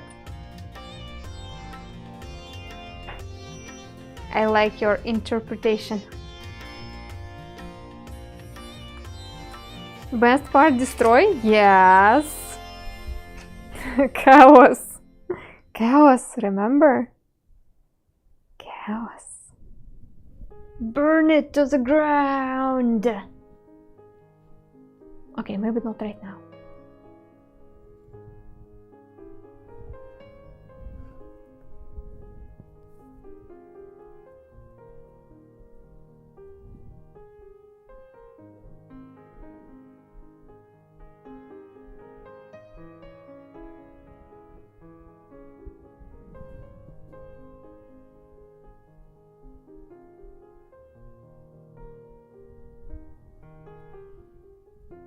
Yes, I will totally destroy it, yes. Can you bring yourself to destroy in a non-nice way? Non-nice way? Sun to snow, to greenery, to water, to soil, to water, to flowers. The layers tell me a story. Yes? In a way, every art should tell you a story. Release your rage! I do not really have the rage, guys. I am actually feeling calm. That's really strange. I feel all those anxieties about the move and new life in a new country. But at the same time, I feel like it's all on the surface. And deep inside, I'm like, I am deeply okay. Like, whatever surprises life has for me, bring it in. I'm ready. I went through some stuff, not gonna lie. But I do feel like I finally have my feet on the ground, you know? And like, yeah, whatever happens, happens. Bring it on. So I do not really feel the rage or any sort of things. Definitely a metal spirit, yeah.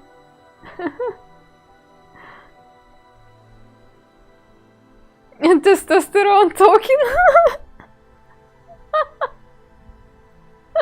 Manly Anna. Germany seems chill. Yeah, it is. Bureaucracy is all the same. Just deal with it. Bureaucracy, yeah, that's a lot to deal with. I don't know. Barrier mental. Or whatever life will brought me, I'm ready. Yeah, at this point, yeah. And it's like, I do not expect much. I do expect lots of bad things again, and I'm like, yeah, I'm fine. I'm gonna survive somehow, I guess. And at the same time, I'm like, some good things will probably also happen, right? I think my motto these days is, pessimists are never disappointed. Food might be hard to get to. What's Happy say about food so far? About food, I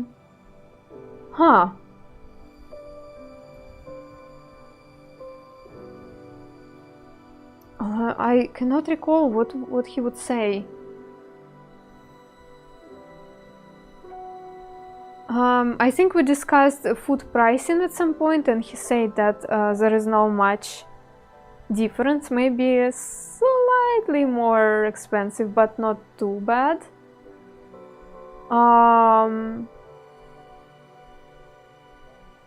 It's gonna be better though, right? Yeah, it should be. I don't know. I don't think we discussed food much, guys.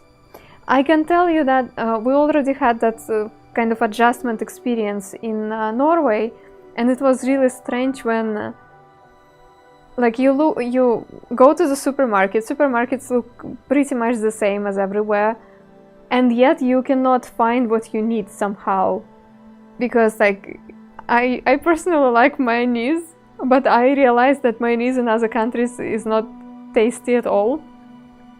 At least what we got in Norway, it was not that nice. Then I cannot find the other examples, but it's like you go to the shelf, you see the items which are familiar but not exactly what you are looking for. It's really strange. I've been to France? No, I've never been to France. It's not chopsticks. Not chopsticks. What are you talking about?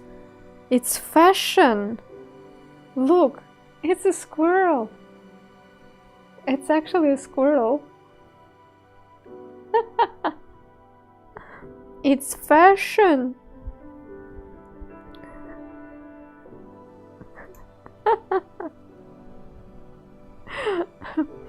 So, about the food, I don't know. We will...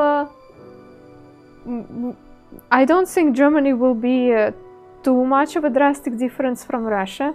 I guess if we would go somewhere, you know, in Asian countries where the range of products traditionally is very different because the diet is more different, I think we would have more of that cultural shock and adjustment. But I think in Germany we will be fine. I want to... we actually really like some Asian sauces and Asian food, but we already have found a store in Leipzig where we can get some of the sauces we usually use. So that's good. That's I'm trying to recall some of the food related topics. I do not really have anything much to say about it. So yeah, that's useful. Yeah, and you know, when you have sauces which you like, you can get used to any kind of food. I don't know what I'm gonna do without good mayonnaise though. I understand why many people hate mayonnaise. You guys have never tried a good one. We had a good one here. Anyway, it's time to destroy this beauty, because the beauty has a tendency to disappear.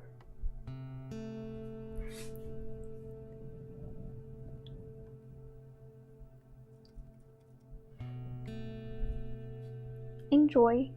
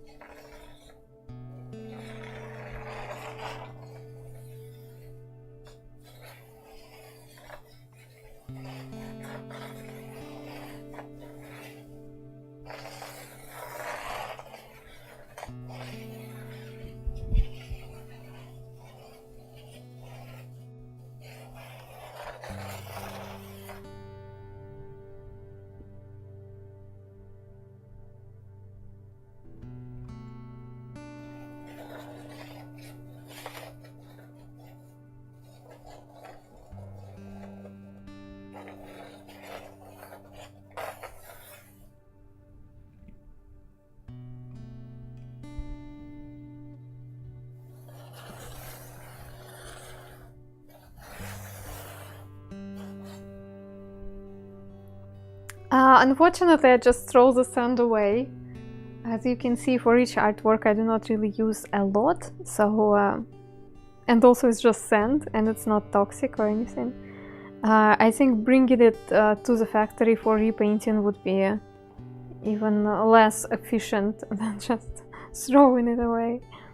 I really like how it turned out in the end. I really like the colors, how they go together. Yeah, it's some sort of galaxy. really nice.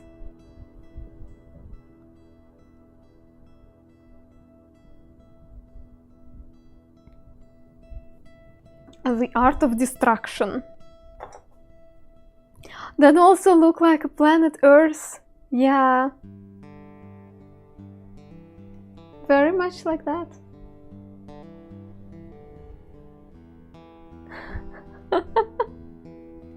Yeah, maybe some people will be wondering why there are layers of colored sand in a certain area. There will be a conspiracy theory. Why there are layers of colored sand in some grounds in St. Petersburg, then they stop and they appear somewhere else on the planet. And they will never know that it's just me moving. Moving places.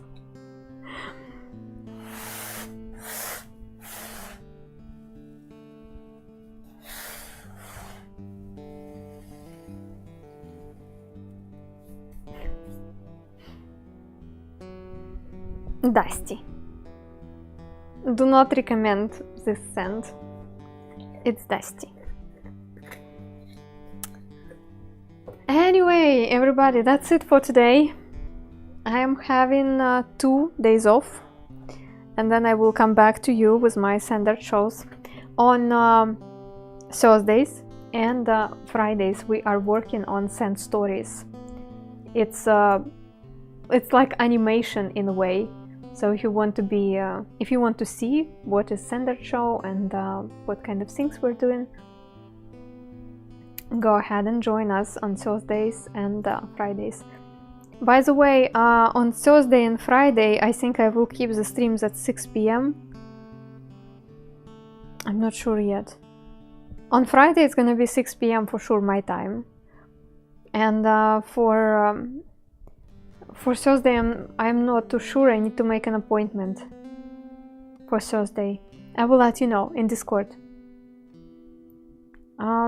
Otherwise, you can just, you know, you come to Twitch, you see if I'm live, you join, and don't stress yourself too much about it. So,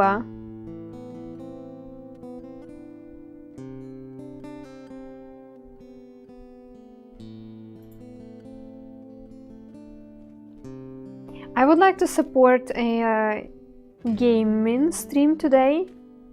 Discount Engineer is playing Vintage Exploration, a vintage story, and for some reasons Discount Engineer has squirrel in their tag. I don't know why, but let's go and figure it out. Let's see what they are exploring, and let's see what kind of things they stream. A seasoned gamer from UK. Seasoned. So sweet. I also need to say goodbye to YouTube. YouTube, thank you for joining us today. Goodbye. Everybody, if you want to join us again, I'm going to be live in a couple of days. You can check my schedule below the video, it's somewhere in Twitch settings. Raid doesn't get all the people again, I don't understand why, oh well. So, if you want to join Discord community, go ahead, it's free for everybody.